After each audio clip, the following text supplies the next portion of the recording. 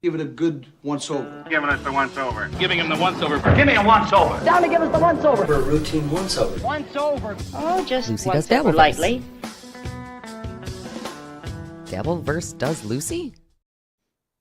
Hello, what's up, Internet, and welcome to Once Over and another installment of Lucy Does Dabbleverse. We are doing it. We are talking all about the lawsuit today, and I am so very excited because we get to talk about it. And there's a couple of people that aren't. So before we introduce my very special guest who is going to help us go through this thing, let's just talk a little bit about what's going on. I suspect that most of you already know, but Stuttering John has officially sued Shuli, Karl, TSN, and WATP. This is a lawsuit that alleges that the two of them are in violation of New York civil rights law, sections 50 and 51, and we are going to get into what all of that means, as well as go into the lawsuit itself. But we can't do that without an actual lawyer here, because you guys know that even though I work at a law firm, I am not an attorney, and I love talking about law, but none of my opinions are legal opinions. They are just, this is my understanding of things. So we got to bring in the big guns. I am so excited to welcome Luigi Greenberg here to join us today to talk about the law. Thank you so much, Luigi. Hi. Hello. Hello. Thank you for having me. I'm very glad to be here. I am very excited to have you. And I can see you have branded yourself. You are a lawyer. Lawyer, just in case there was any doubt. Yes. And you and I have something unique and exciting, I think, that we're going to be able to get into when it comes to this lawsuit. And that is because you are an actual lawyer, and I work at an actual law firm in New York State where this lawsuit is based. So you don't practice in New York State, but you have much more understanding of the law than I actually have. So I think you're going to be able to fill in some blanks for me to help me understand a little bit more, to help everybody understand a little bit more. And I think I might be able to get into a little bit more of the nitty-gritty relating to what is going on in New York State. There's been a lot of questions about that, and I can't wait to get into all of them. So get your guys' questions ready in the chat. We want to see them. We are very, very excited to be talking about this tonight.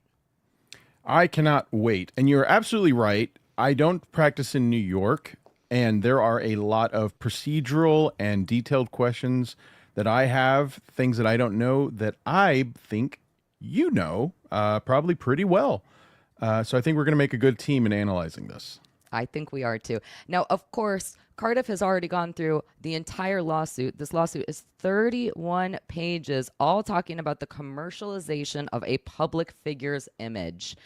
And let me tell you, it is a dry 31 pages. I am very interested in what your first opinion was on reading it. So, like, you read it, and were you like, wow, this is a really well-drafted complaint? Or no. All right, tell me the opinions. Give me this give is me garbage. Your initial thoughts. I would be ashamed to sign my name to this. This is terrible. And I honestly do not believe that a lawyer wrote this. And I will, as we go through it, I will point out why I think that. I believe this came from some kind of boilerplate language, but there are so many things wrong with it. I really don't even know where to start. And I was actually speaking with someone earlier today who was familiar, or I shouldn't say familiar, but at least in the Dabbleverse also, where I said, I am so tempted to just start writing down how I would argue this. Yeah. And the thing is, though, there's so much nonsense. I don't have time. Like there's nonsense, and then there's nonsense built on top of it, and then there's a castle made out of nonsense. And a good legal argument will attack every layer of nonsense. There's just so many layers. Oofa. There's a lot of layers in this, and I definitely, my initial thoughts, I don't know that I was quite as I don't think that I felt quite as strongly about how horrible this was as you did, at least not initially. Yeah. I was surprised by it, and to me, it read like a child Stuttering wrote John, it, or well, yeah, maybe a little bit. To me, it read like, I was going to say, like Stuttering John fed information to his attorney or somebody else, perhaps. that might be related to Stuttering John in some way, might have been feeding information to his attorney. I 100% agree with that theory, and I believe there's some specific parts of it where I think it can be 100% obvious. But anyway, go on. Tied back. We will get more into that, of course, into those theories. I think that both you and I have some theories relating to that, so a little teaser for a little later. But I do think that when I first read this lawsuit, I don't think that it necessarily has a lot of leg to stand on, but I do think that there are some points that are interesting, and I do think that this argument could be made in an interesting way. We've seen other case law exist on topics similar to this. For example, the Carmen Electra lawsuit.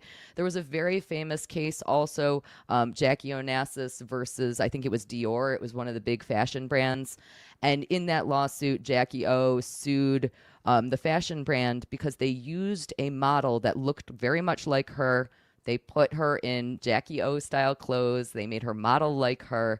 And so they were presenting to their customers that Jackie O was endorsing their brand. And she said, no, I wasn't doing that. And that is a very interesting case. And that does sort of tie into what we're talking about here. Not entirely. No. But it's interesting. It's interesting, right? Those are absolutely... those are pivotal to an argument if the circumstances were similar. Yeah. What this dope didn't think about is that you have to finish and read all the context and all the facts in order for that to apply. And he did cite the Carmen Electra case in his cease and desist specifically. And it's so amazingly off topic. Like, it's not relevant to the facts of this case. However, what I found, you know what? I'm sorry. I'm getting ahead of myself. Let's just take it a step at a time. Okay. I'm sorry. Well, I'll shut okay. up. Let's actually start looking at the lawsuit, because when I first looked at this, the first thing that I noticed was something that now everybody has noticed. But let's actually take a peek at this lawsuit. Yep. So I am familiar with lawsuits because I work at a law firm. So I am familiar that the first step in any lawsuit is that the plaintiff is going to file what are called the summons and complaint. And the summons is going to be the document that says you have the ability to answer all of the allegations that are within the complaint. Now, the complaint is going to be those allegations in and of themselves. So you can see here, this first page that we have is going to be the summons. And I can't even resist. I have to talk about the first thing that I noticed. I didn't read through the summons because all summonses read exactly the same. So the first thing that I did was I went to go see, well, who is the attorney for plaintiff? Who is Stuttering John's attorney here? Because I wanted to know if it was Tabor. So I go to page 2, and the first thing that I see is signed by Tabor B. Benedict, not Tabor B. Benedict. And I couldn't believe it. I couldn't. Now, Luigi, this have it blew you my ever mind. Have you ever met anyone that misspelled their own name? Okay, so that is such an important distinction. What you just said is so incredibly important. People keep saying there's a misspelling on the document, but what you need to understand is that this is not a misspelling on the document. This is Tabor typing his signature. This is an electronic signature. That little S/ is him saying, this is my signature. The only person who is legally allowed to type that signature, to insert his signature, is him, which means that it wasn't somebody else who drafted this document and signed off on it. He literally spelled his own name wrong. Oofa. What? Yeah. Well, again, I want to, let's go back to, you're right. It shouldn't have been signed by anyone except Tabor Benedict. But I'm going to tell you, I really don't think this was typed up by a lawyer. I don't think this is someone who typed up. I don't think that the person who typed this understands the law. There's so many things about it. And I think that really is kind of leaning towards my theory. And I mean, that's just the first clue, I should say. That is definitely a very, very big clue. I just, again, I couldn't believe it. Was the first thing that I noticed when I looked at this document, and I was completely shocked. And before we move into actually talking about the lawsuit, I do need to address something, because I have been very loudly saying every single time that I've talked about any legal stuff on my channel that it is my firm belief that if Stuttering John was going to file this lawsuit, that he should be filing it against not only John, or not only Shuli, not only Karl, but anybody who was involved in DabbleCon 2 and anybody who was involved in Dabble House. Now, on the one hand, I'm very happy that I did not get sued. So, yay, happy.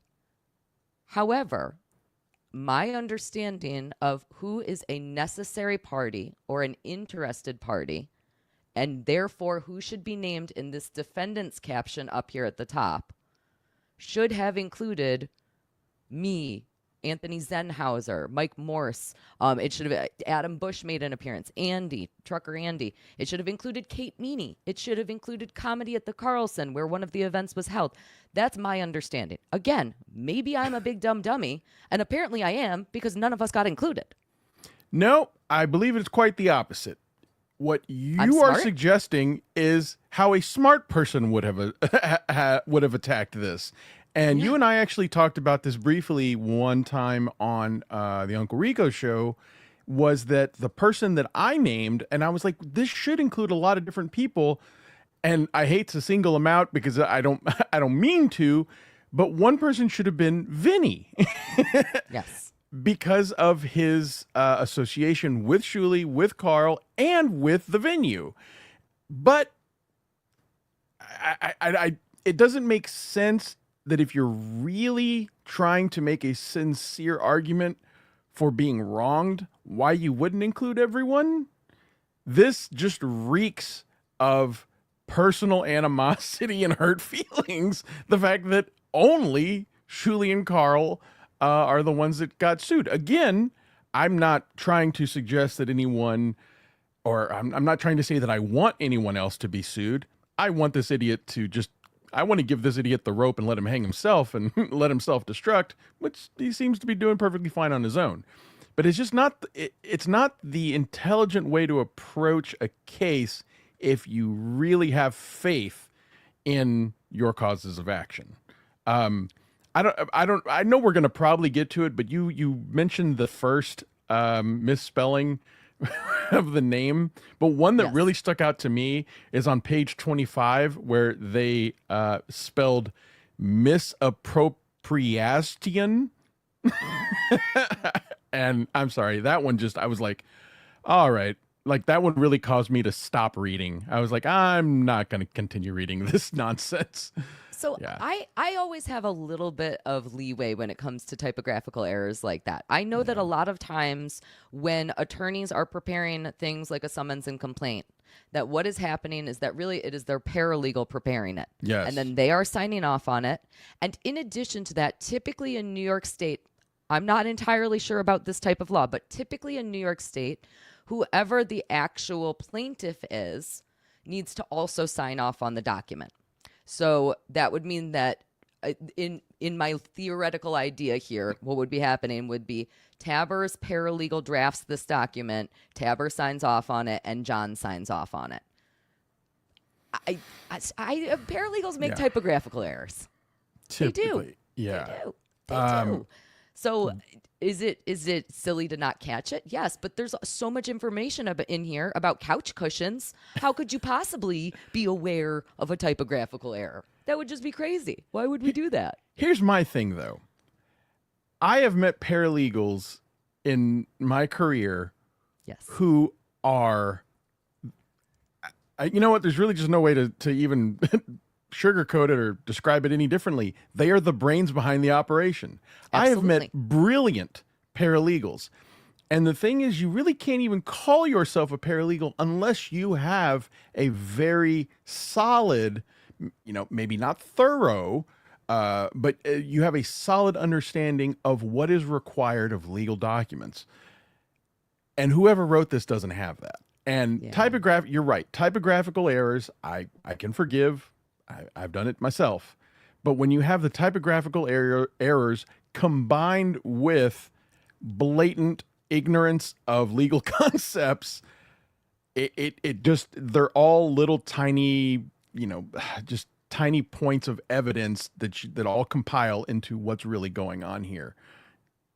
And that was that someone wrote this who didn't understand what they were doing. And do we want to talk about the issue I brought up with you? You want to talk about that now?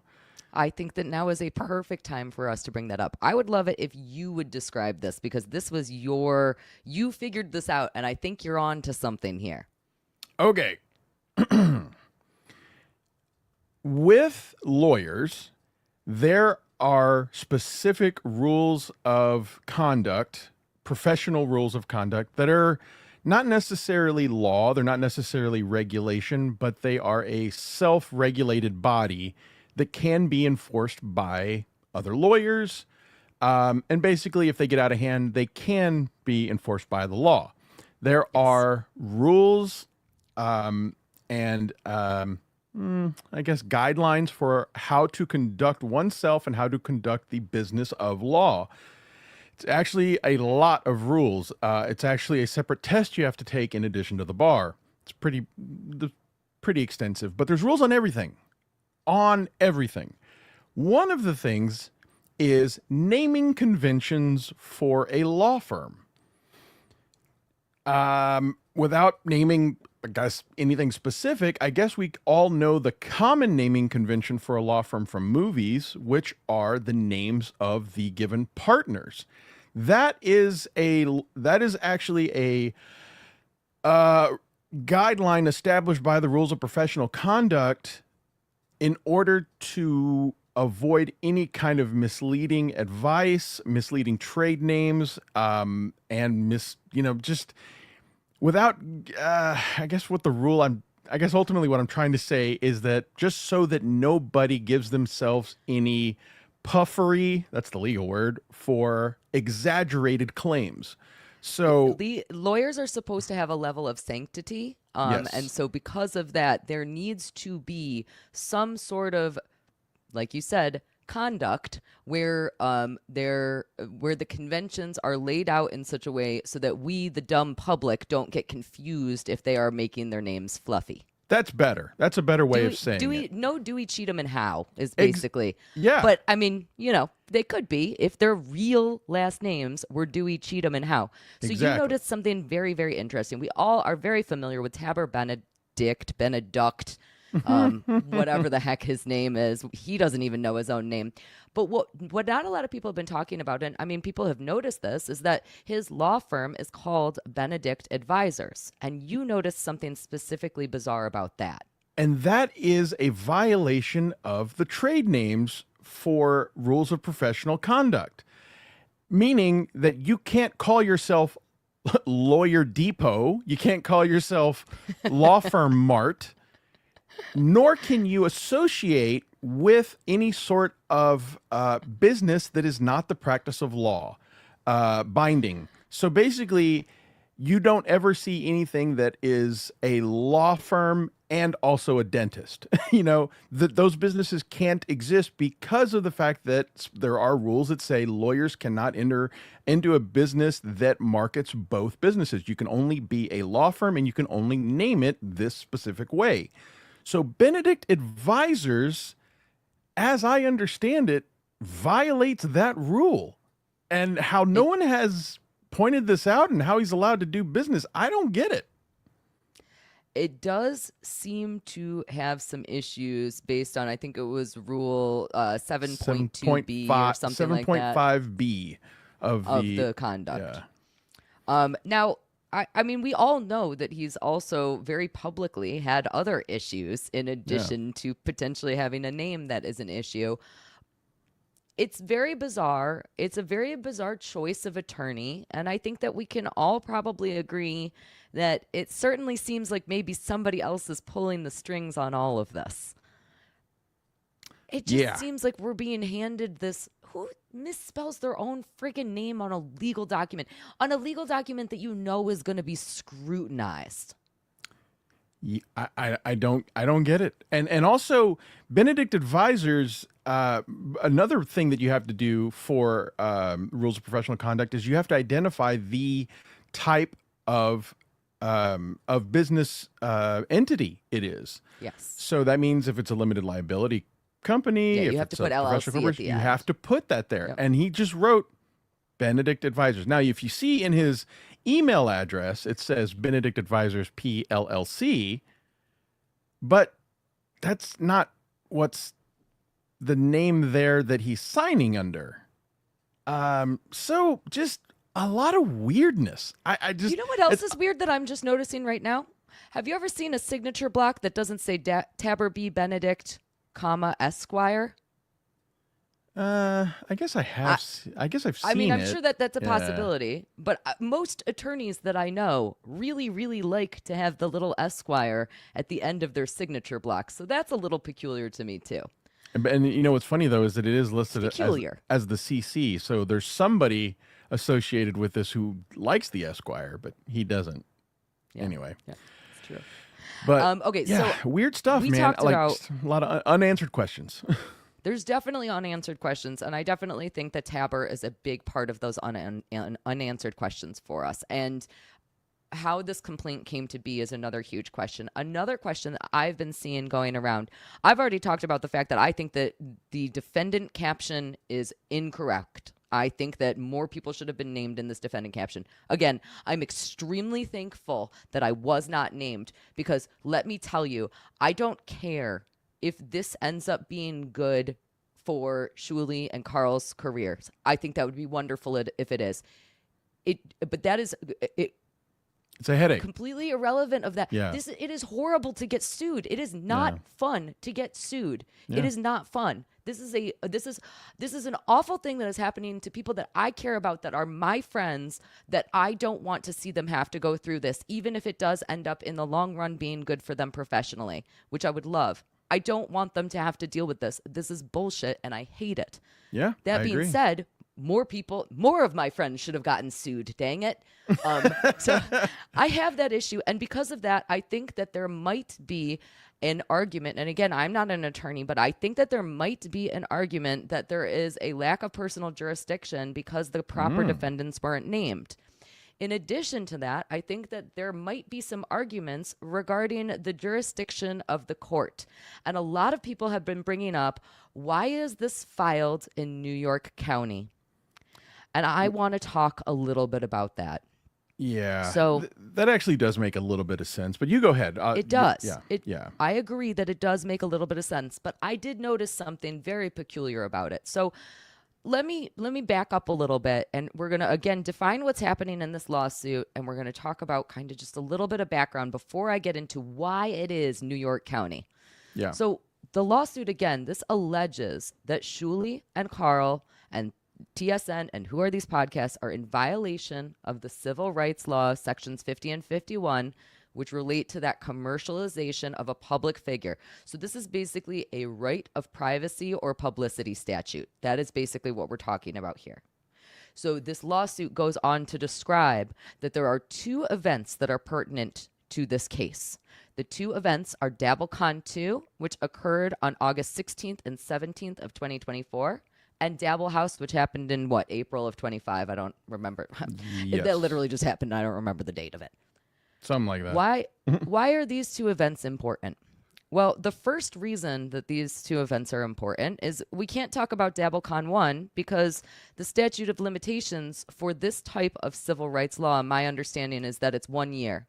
There are different statutes of limitations for different types of lawsuits. My understanding is that for this type of lawsuit, there is a 1 year statute of limitations. And so that means that Stuttering John filed just under the gun, just under that 1 year mark, Yep. in order to meet the statute of limitations when it comes to DabbleCon 2. Why include DabbleCon 2 at all? Now, obviously, part of the reason for that relates to the tapes. But in addition to that, I think that another reason that they really needed to include DabbleCon 2 in this lawsuit is because DabbleCon 2 occurred in New York State, and we are talking about New York civil rights law. Yep. That is the first. that's it. I don't think that this lawsuit could have existed if you did not include DabbleCon 2. Yep. I agree with my all. I agree with interpretation? all that. All that. Okay, so Yeah. so you had to have both events. So a lot of people keep saying, "Oh, it's because they did the tapes at both of those events." That's part of it, I'm sure. However, it's also because you need a New York State event. Now, why didn't we include DabbleCon 1? Again, it was more than a year ago, so it's not within the statute of limitations. Yep. So that gives us the why and the why now. Now, why Karl and Shuli? I mean, we can all guess the answer to that question, but I think that this lawsuit reads as much more hatred towards Shuli than it does towards Karl. I agree. So why include Karl? Well, Karl lives in New York State, and again, we need to be using this New York civil rights law. This law is specific to New York State, and that is what the basis of this lawsuit is. So we need to have that in order to have jurisdiction. At least that's my understanding of jurisdiction. Yeah. So now, why in New York County? Why in New York County? So Karl does not reside in New York County. This DabbleCon 2 was not held in New York County. The name of the county for both of those things is Monroe County. Wait. Yes. I don't think I knew that. So wait, so the county for this is not where the Comedy of the Carlson was? Correct. That is correct. Okay. New York County is in Manhattan, in New York City. Rochester, New York, specifically Monroe County, where Comedy at the Carlson is located, is in Rochester, and it is about a 6-hour drive between those two places. Huh. Interesting, right? So why New York County is the next question, right? Because he's retarded.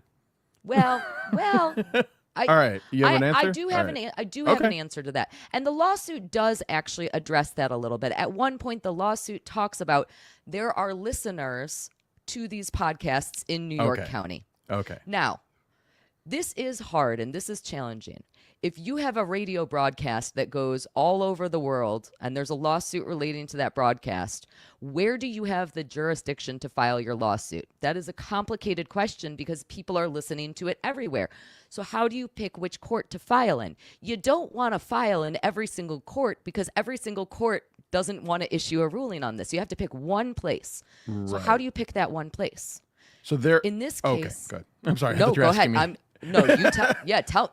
Answer that because I'm curious. I have a theory, but well, I don't have an answer as to why he picked this, but I thought what you're asking was long arm statutes, and long arm statutes are specific to events that might have to pull in parties from other states. What should be the jurisdiction, where it should be, and one of those rules is where the majority of the events that led up to the lawsuit took place. Yes. Now, that should be what you're saying, Monroe County. Monroe County. But to those particular comments that are in the lawsuit about him saying that there are listeners there, he provides no evidence or proof that money came from there. So that's like another reason why I don't know why. But I'd love to hear what you think. Yeah. Well, something that I noticed, there's been a fair amount of the last year and a half of my life or so where I've gone onto a little website that's called NYSEF, and NYSEF is the New York State filing website, so you can see filed documents. Any document that's filed in the Supreme Court, you can see right up at the top here, this is a document that's filed in the Supreme Court. I pulled this directly off of the NYSEF website. You can go pull things off of there too. And one of the things that you can do on that website is you can search by people's names. And so, I don't know, for a while now, I've been just randomly going on there, searching John Melendez. I've also been randomly going on there and searching Vincent Imbezi, just because I'm curious what he's up to. I like to see what he's up. I'm a curious lady. And something that I do notice is that everybody's favorite, Vince the lawyer, he files an awful lot of lawsuits in New York County. Okay.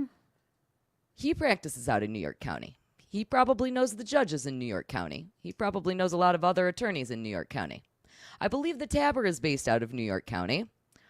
And I'm just saying that I think this is total conjecture. I am totally making this up, but I think it's a little bit peculiar that Tabber and John have chosen New York County as the jurisdiction to file this lawsuit in when somebody else who's been involved in other lawsuits relating to these people and things also really likes to file lawsuits in New York County. Little weird, no? It is very weird, and that really kind of solidifies what I've been thinking all along, is that, and and pretty sure this is what you've been thinking as well, is that there's been some strings being pulled behind the scenes by a little lawyer, None other. who is trying to fuck with John and setting him up to fail.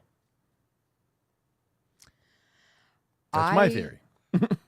I don't know that I would go so far as to say that, but I will absolutely say that I believe that there is some involvement. And we can all agree to that. And again, we're going to get into actually going through some of the specific paragraphs of this lawsuit. I've pulled some really interesting paragraphs to look at. I know Cardiff did an incredible job already going through the whole thing. We're going to look at a couple of very specific sections. But I have always been a firm believer that everybody's favorite attorney really likes to watch, and he likes to watch things go down, and he likes to watch us in the Dabbleverse discover things, like, for example, the fact that Tabber threw himself a going away party where everybody thought that he was going to Europe, but really he was going to jail. He likes to watch us discover those things live on the internet. It's fun to watch, right? We all like to watch. Who doesn't like to watch? We all know Steel Toe likes to watch, for fuck's sake. Who in this universe doesn't like to watch? We're all voyeurs over here. I think that this particular attorney might like to watch a little bit more than other people. So let me ask you. So my theory has been that this is Vince setting John up to fail because that jurisdictional issue is a huge one. That's a huge, huge thing that literally will make John have to start over in a lot of ways. You know what's so exciting? With a filing. Yeah. Well, I'd just like to hear what your theory is. I'm just going to say this. And now, again, I'm not an attorney. I might misremember this. But I just want to talk a little bit about a court dismissal relating to lack of personal jurisdiction. Typically, when there is a court dismissal relating to lack of personal jurisdiction in New York State, that means that you don't get to reset the statute of limitations, which means that if the court dismisses this case, they're done because the statute of limitations is going to be blown. The only way that they'll be able to reinvigorate it is appeal, and I think we can all agree that they wouldn't win on appeal. Well, then it sounds like you feel the same way I do. Then it was a way to sabotage John for our amusement. So and again, my big theory on the connection with Vince is that Vince has been very outspoken again, in contrast to my argument that more people should have been named as defendants. I have not stopped saying that, and Vince has specifically disagreed with me. He has said, why would you think you're going to get sued over this? Why would anybody be involved other than Karl and Shuli? And so the fact that other people aren't named makes me suspicious. And the fact that Vince is referenced in this lawsuit without being specifically referenced, that's a fun one also. Yeah. We have lots and lots of little hints. I don't know what the goal is. I don't know what the plan is. I don't know. Okay, that's fair. I don't know the motivation for doing this because there's a lot of risk if Vince is behind this, if Vince is involved in this in any way. If there is something nefarious going on with this lawsuit, if Tabber is just dabbling in law as opposed to being a real attorney that exists in the universe who knows how to spell his own name, if all of those things are true, these people are risking their entire professional career. And despite the fact that I think that some of the players in this game are imbeciles, I don't think that they're that stupid. However, I agree with everything until that last sentence. Vince has a history. Maybe I'm the dumb one. Vince has a history of doing this shit, and he did this shit last year against John with that $1.2 million lawsuit, which, in my opinion, filed in New York County, which I seriously, and I'm being legitimate with no exaggeration or hyperbole, thought that anyone who had a bug up their ass involved in that case should have tried to get Vince disciplined and possibly even disbarred, because that was an absurd thing to do and a complete waste of the court's time, frivolously, and him knowing it. And so, like you're saying, I do agree with everything you're saying, but to say that they're not stupid enough to do that I disagree with. Again, I think I would like to believe the best in people, and maybe that's because I'm naive. Maybe I'm very naive, and maybe I'm very stupid, but I believe that that people generally have good intentions. I'm definitely stupid. I'm literally listening to myself say the words right now, and I'm going, fuck, damn it, god damn it, why are you saying those words? I want to think I want to think that this is a sincere lawsuit. I want to think that John is truly upset by the fact that his likeness was used, and he is suing for a good reason as opposed to a bitterness reason. I don't know. You're talking to a very skeptical person. So maybe your audience just isn't the right audience right now, but I don't. I think he's an idiot, and I think that this is a last-ditch effort for him to hopefully see if he could land some kind of money, and he did it poorly. He failed at his attempt to save some dignity, and it's only going to backfire in his face in a terrible, terrible way. And he's a glutton for punishment because he's again and again. Exactly, because he's repeating everything that he's already lost on. And I don't get it, other than there have been times in my life when I've been dealing with someone where they've been talking, and I really have to tell myself, you're not talking to a rational mind. Don't try to rationalize this. Yeah. And that's what it's like with John. Yeah. I don't disagree with that at all. And again, I said just a little while ago, this is somebody suing people that I really care about. These are my friends. Karl and Shuli are my friends. They are my coworkers, but at the end of the day, they're my friends. And I'm angry when people try to hurt them. And John has tried to hurt them in really, really awful ways repeatedly. And that makes me incredibly sad. It makes me incredibly sad. But let me tell you this. There's a little bit of a silver lining to that. And I agree with you. Your friends are my friends. Yeah. And I believe that should someone feel inclined to really have some fun with this, this could be an insanely entertaining weapon against John for so many reasons.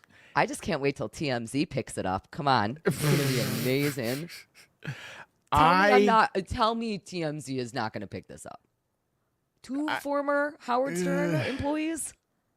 I don't. We're going to do it. We're going to do it, baby. I'd like for that to happen. I don't see it happening, though, because honestly, you never know. Yeah, you never know.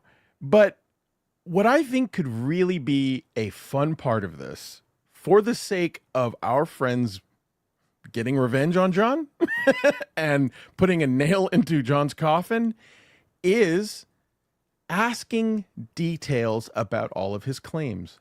Yes. Do I think it's going to get that far? No, I don't. But in the off chance that it does, he really opened the door to shit that he does not want to get out there. Specifically, let's talk about, he talks about the phone calls. Completely irrelevant to this lawsuit, but he still mentions them. So why not ask? You say that you were going to be embarrassed by those phone calls. What did you say on those phone calls that would cause embarrassment, John Melendez? Well, things like that. In addition to that, you are correct that there will be an opportunity. If this lawsuit proceeds, one of the things that will happen is that it will go to discovery. During discovery, you can request anything that you want. Mm-hmm. At least that's my understanding of it. Yeah. You can ask for anything. The relevance of it will be declared later. Yeah. Yes. And now I believe that relevance is something that you have to, I believe that you can waive relevance. So if you don't say this is irrelevant, then you end up having to provide it. I believe that. I'm not 100% sure about that. You have to argue it, essentially. Yeah. And so, literally, I've been in situations where we've been asking someone discovery and someone will just say, well, I don't want to answer that. And we literally have to pull a phone into the room, call the judge and say, Judge, this is what I'm asking. He says it's not relevant. What do you say? And there's a determination made right then and there. It's stuff like that. A determination has to be made. Sometimes you have to argue it. But you still get to ask whatever you want. Yes. Oh, absolutely. Which that's the fun part. And I do agree that is the fun part. So I would love it if you and I can just kind of talk through the steps of a lawsuit, because I think that a lot of people don't really know what has happened, what is coming up next, what they can expect. I think maybe we'll talk a little bit more about discovery. Sure. And then we're also going to get into a couple of separate paragraphs in this lawsuit that I really want to hit on, because boy, oh boy, are they interesting. But before we do any of that, I would love to read some super chats, because I see you guys talking over here.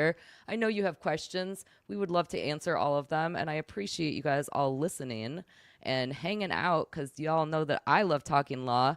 And I have the wonderful honor today of being joined by Luigi, who is an actual attorney. So that's always good for me. I'm very excited about it. 264 in the chat. Man, this is a popular topic, apparently. You guys are so great. I love you all.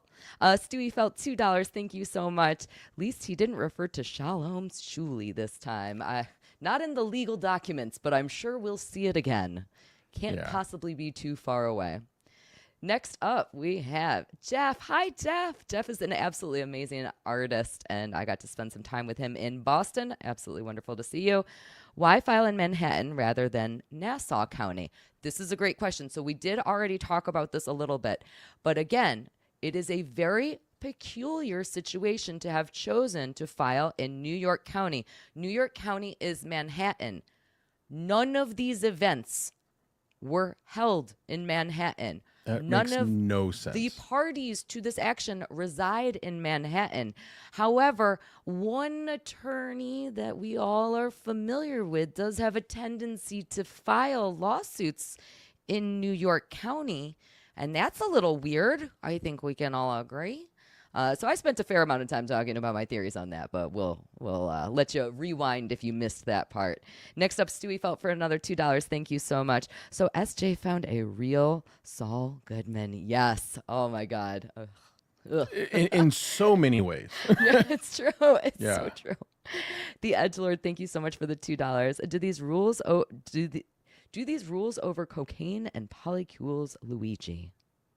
Cover. Do these rules cover cocaine? What?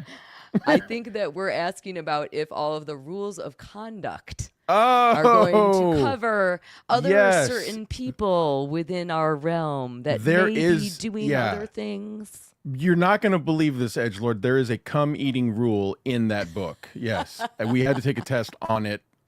Yeah. I passed that test, actually. Next up, we have Anthony Zenhauser coming in for $2. Thank you so very much. It's a big McLarge cock. Big McLarge cock. See, even Anthony Zenhauser knows that you have to put the Esquire at the end of your fucking title. God damn it. Well, I mean, if your last name is McLarge cock, you definitely want to emphasize it however you can. If your last name is McLargecock, you don't need the Esquire. We already want to bang you. You're fine. You don't need to add the Esquire. You don't need to be Dr. McLargecock either. Jesus. I'd probably put the Esquire or Dr. McLargecock. Shit, I'd go to medical just to have that if that was my last name. Mike's shitty internet provider coming in with $2. Thank you so much. I love your Rorschach shirt, Kaylee. Thank you very much. I was feeling like I wanted to look very professional in a blouse today because we're talking about law. The irony is that I wear metal t-shirts when I go to my law firm, so I actually had to change out of my metal t-shirt and into a blouse to look nice for you guys. So you're welcome. I put makeup on for you too. So thank you for noticing. I appreciate it. And we have, my glasses are not on, so I'm trying really hard here. Brian Clowder, $5 super sticker. Thank you so very much, sir. And the wonderful Big Daddy Dodo coming in with $4.99. Hello, hello. And hello to you. Very appreciated. We've got Howard in for $1.99. Elementary, my dear tight box. You guys, don't you love talking about the law? It's just so much fun. We get to investigate. People at work always ask me, why don't you become an attorney? I've been working at a law firm as a legal assistant paralegal for 13 years now. And everybody's always like, why don't you become an attorney? every single time I I've say, asked you that. because I love doing the digging. And Yeah. when you are a legal assistant, when you are a paralegal, you get to dig. You put the puzzle together. I'm putting the puzzle together. I get to do all the fun stuff. Yep. I don't just have to spell my name or misspell my name depending on which attorney I am. I know how to spell typebox.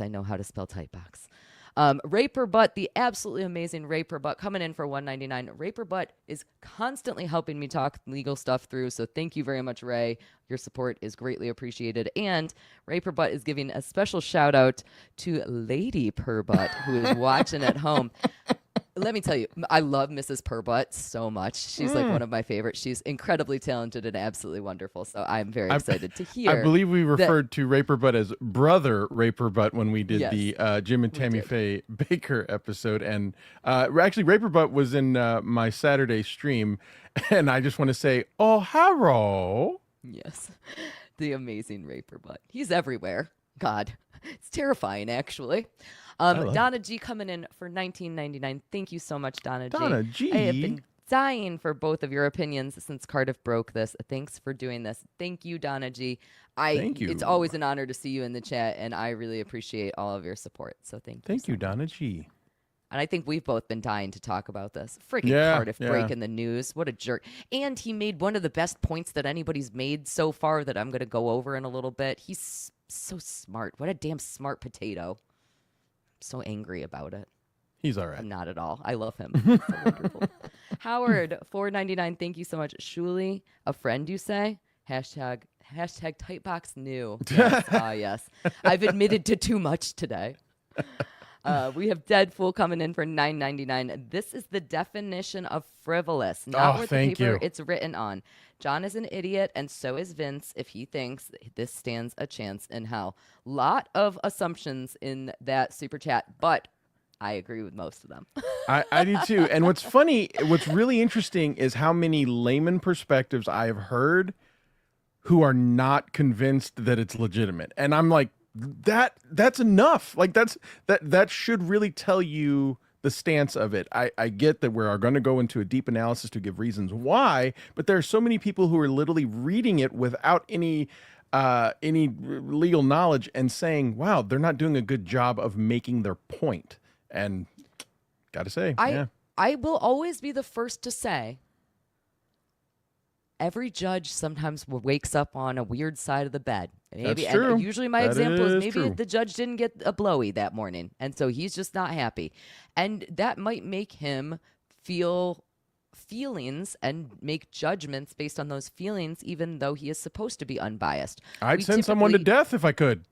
Yeah, without a If you blowy in didn't the get a morning. blowy, Come on. that makes sense. God, it's very important, ladies. Very, very important. Yeah. And very important steel toe, I should also say. Just make sure that's clear. You want to save lives? Give blowies. Yes, give blowies. Very important. Woody from Syracuse, $1.99. Hi, Woody. Hi, Kaylee. I got the job. Thank you for the great vibes. Congratulations, Congrats, Woody. Woody. That is great news. I am so happy to hear that, and I can't wait to hear more about it. Amazing. We have Hack the Movies. Tony from Hack the Movies coming in for $5. I'm just here making sure none of my fans are watching a woman. Hashtag Boys Month. Listen, Tony, we already went over this. Every month is Girls Month. I will start sending you more blood memes. Yeah. So shut up with your Boys Month. Shut up, Tony from Hack the Movies. I'm lying, though. He's actually wonderful. Go support Tony. You don't have to support Boys Month, but you can support Tony, I suppose, if you really want to. I don't know. Jack Sampson coming in for $5 more. I want a channel called Luigi the Laughing Lawyer with co-host Kaylee Boxenstein. Yes, I like that very much. Love it, Jack Sampson. Thank you for being here. I do. I feel extra Jewish whenever I am talking about the law or money or the Jew gold buried under my bed. But that's a whole different story. I've told you what I really do. You know, Yes. We've had the conversation before.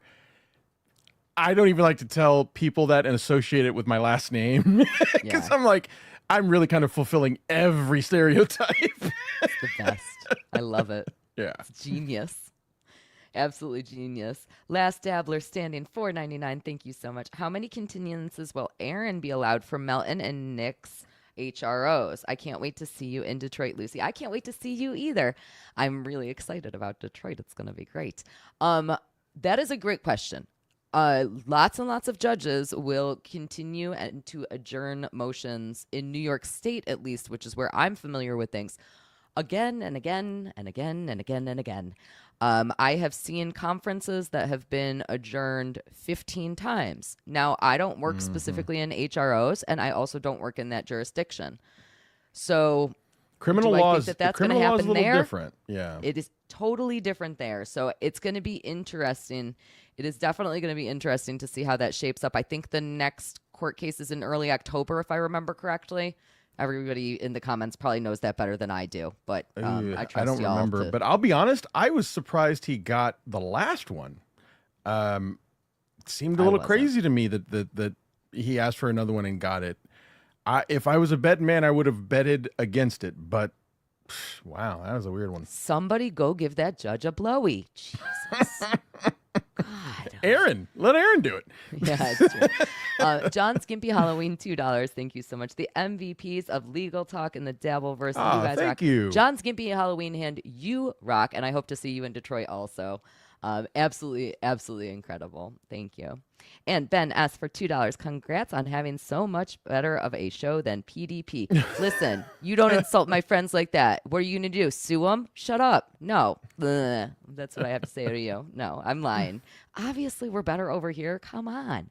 We're talking about all the things. We're the Talking adult, about all the the adult things. chat. That's the talking about it. immature It's comedy absolutely- over there. And all right, let's get to one more of these and then we will move on. I promise. We have so much excitement coming up because we're going to talk about the legal process and then we're going to talk about the lawsuit itself. We have a name that I can't read, nor do I think I want to, for $2. What job did Woody get? Blowjob, hopefully. Badoom. How did none of us get that joke? Thank you.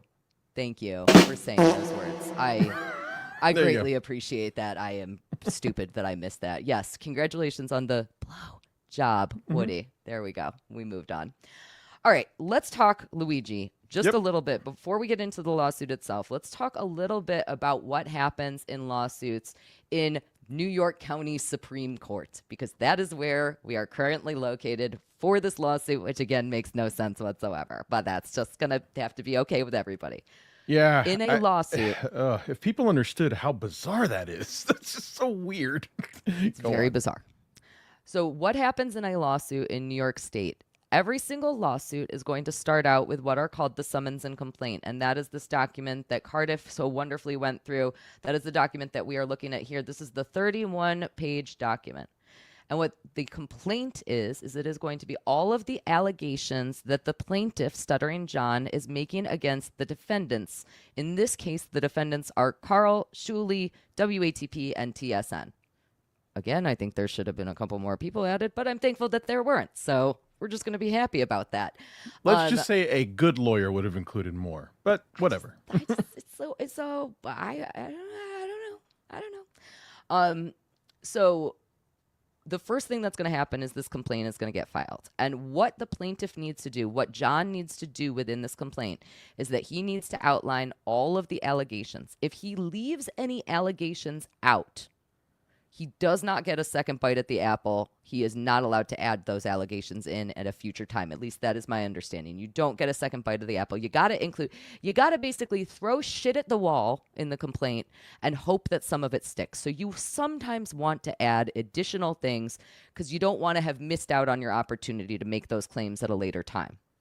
And Now, to add to what you're saying, you also want to add in substantiating facts and also any sort of supportive case law. Go on. I was actually going to say my understanding is maybe a little bit different, and you can definitely school me on this. I would have said that within the complaint itself, within the allegations, they can be a little bit more generalized. This is not necessarily where you have to get into the nitty-gritty of breaking things down. Might you want to? Yes. Yes. But also you might choose to be intentionally vague within these allegations, because What happens after the complaint is filed is that the summons is filed with that complaint. And what the summons does is it allows each one of the defendants the opportunity to respond to all of the allegations. So if you give a lot of information in your complaint, that means that now all of a sudden any of the defendants, so in this case Karl and Shuli, would have a lot of playing ground to be able to dispute all of those allegations. Okay. I see what you're saying. And again, I'm not an attorney. I don't know. That's no, just no, what no. I would. What you're saying That makes sense. is logical. It is perfectly logical, and I think that what I am saying is actually just a little bit different than what you're saying. Okay. And that there's nothing wrong with what you said. You're absolutely right. Yeah. But it's probably going to be easier for me to make my point when we come up Once on we get into it. once we get an example of it. But specifically, what I was referring to is how this makes conclusions of law, which are not good. And by simply saying this was illegal, well, a determination of legality has not yet been made. So you need to provide the supporting circumstances. And by him saying he broke the law, well, you have to provide the case law and the specific statutes that determine why you are making the statement you're making. Now, of course, there's a balancing act in which, exactly like what you said, you don't want to give too much information, but you do still want your accusations to not come off like the ramblings of a hobo. Yes. That's my point. I could not agree my more. Point. Yeah. That is a really, really important point, and I think that you did a great job of explaining it. So we have now the summons and complaint. What happens after the summons and complaint get filed is that we need to complete service. So a process server is going to get hired to go and find Karl and find Shuli. We're all familiar with this. We've all seen it happen. We've all seen John get tricked into it. And this process server is going to go up to them and hand them these documents. The reason that service is so important within a lawsuit is because anytime that you get sued, you have the right to respond to it. And the courts want to make sure that you're aware that you're getting sued. Because again, a lawsuit is a big deal. It's a big deal. So you got to make sure that everybody who is a defendant in the action is aware of it. So Carly, good God. Oh, I'm so sorry to both Karl and Shuli for that. You're They're a double agent. I fucked up, dude. Karl and Shuli is what I was trying to say. You're welcome to both of you for that. The two of them plus TSN and plus who are these podcasts are all going to get served. Yep. This is going to be it's going to be interesting. It's probably not going to be that interesting because I think that these are smart people. So it's not going to be like John trying to avoid it. In addition to that, though, the next thing that is going to happen is that a request for judicial intervention is going to get filed. Now, in this case, the request for judicial intervention has actually already been filed, and here is a copy of it. Again, you can look up all of these documents. They are public record on the NICEF website. This is a public document, and this is the request for judicial intervention. So what does this request for judicial intervention do? This is what actually puts the case onto the court's docket. This is what is saying to the court, hey, I am requesting that you intervene, court. I want to request judicial intervention. I have talked a lot about requests for judicial interventions because in a previous lawsuit, the lawsuit where Vince the lawyer was suing Stuttering John for $12.5 million, in that lawsuit, Vince never filed one of these. So when I see an RJI, I say this is a more serious lawsuit than the last lawsuit that we all talked about a whole bunch. Oh my God. Okay, so this is a state-specific thing that I was not aware of. Yes. And now what are your initial thoughts? Now this makes so much more sense. I remember telling people, how the hell could Vince be so stupid in suing John for such a stupid thing? He never put it on the court's docket. Now it makes sense. He never put it on the court's docket. My God. Wow. He wasted on Okay. that lawsuit. He wasted a $125 filing fee, and he never bothered the courts. And I kept asking him. In fact, I think it was Tukey Soup. He had called into Tukey Soup, and I was in the chat just saying again and again, and they were reading my chats. I just kept saying again and again, why didn't you file the RJI, Vince? Why didn't you file the RJI? And he would not answer that question. And I think I know the answer to that question. So this lawsuit, the RJI has already been filed. They are already asking for the court to start scheduling conferences on this case. Now, the court will not schedule those conferences until service is completed. When service is completed, those service affidavits are going to get filed. We're going to get to see those service affidavits. After that, that is when there is going to be an answer period. And this is going to be the period of time. I believe it's typically 30 days. I'm not entirely sure. It is. For this type of law, but I believe it's typically 30 days. I believe it's different for New York residents. It might be 20, I believe. But let's just say 30. Well, yeah. Some period of time they will have where they are allowed to respond to all of the allegations in the complaint. And this will be what is called an answer. When they answer, they also have the option to do something like cross move for dismissal, which would probably be I don't know. I again, I'm not an attorney, but I think that would probably be a smart idea because this lawsuit is completely bonkers. Well, it's typical. And It's standard procedure to file your response, and either with your response or very shortly after, you request a motion to dismiss.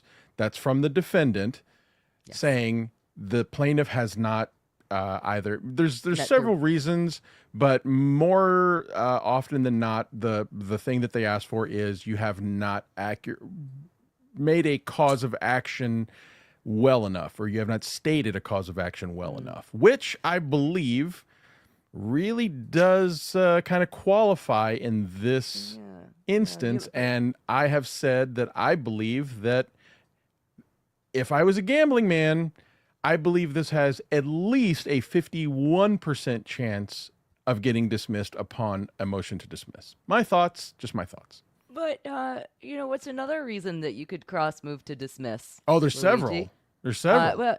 Jurisdiction. Another one that. Oh, yeah. Have we talked a little bit about the fact that this is filed in New York County, which does not appear to be the correct jurisdiction, even if there were listeners to these podcasts in New York County? It just seems as though just maybe there might have been a slightly more appropriate jurisdiction. And again, there could be a lack of personal jurisdiction by not naming the proper defendants.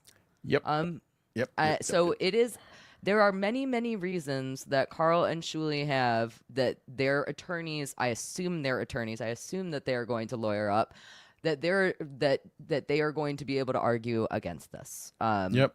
And that's part of it. It's going to be fun. It's funny because now that I know about the jurisdiction issue, I've kind of just had a script I've been telling people, which is, look, if this is a coin flip, it's just a tiny bit more than 50-50 that this is a fantastic candidate for dismissal. Now that I know about the jurisdiction issue, we're well above 75% now. Yeah. Again, I'm going to explain this, and I'm going to go into a little bit of details here. It might be a little boring, or it might be very interesting. We'll find out how you guys feel about it. What is really important about that dismissal is that right now, this lawsuit was filed just under the gun of the 1-year statute of limitations. Yep. What is a statute of limitations? A statute of limitations says how long you have in order to start a lawsuit. It does not say how long you have in order to finish a lawsuit. And that's really important. If I were to go up to you right now, Luigi, and punch you in the face, you only have a certain amount of time to sue me. Again, obviously. You only have a certain amount of time to sue me. And the reason that is important is because perhaps some of the witnesses have died. Perhaps the video recording of it has been destroyed because it's been. So you don't want to wait 20 years to sue me for punching me punching you in the face. And that is what the courts are considering when they're thinking about a statute of limitations. So in this case, the New York civil rights law, sections 50 and 51, it is my understanding that there's a 1-year statute of limitations, which means that Stuttering John had up until August 16th of 2025 to file this lawsuit. If it gets dismissed after August 16th, which it will if it gets dismissed. I mean, I'm not saying how the judge is going to rule, but if it does get dismissed, that is impossible to happen before August 16th because August 16th is in 5 days. Yep. It will happen after August 16th, and if that is the case, they will not be able to start again because the statute of limitations says that's how long you have to start a lawsuit is 1 year. You are going to blow the statute of limitations on this. And so that Can I ask you a dismissal- question, though? Yes. That new thing that you just brought in, to my knowledge anyway, what was it called? The request for judicial intervention? Yes, correct. Does that have any effect on the statute of limitations? So that is a really, really, really good question. I practice law mostly relating to contracts. And the answer to that when it comes to contracts is yes, for certain types of motions that are going to be happening within those lawsuits.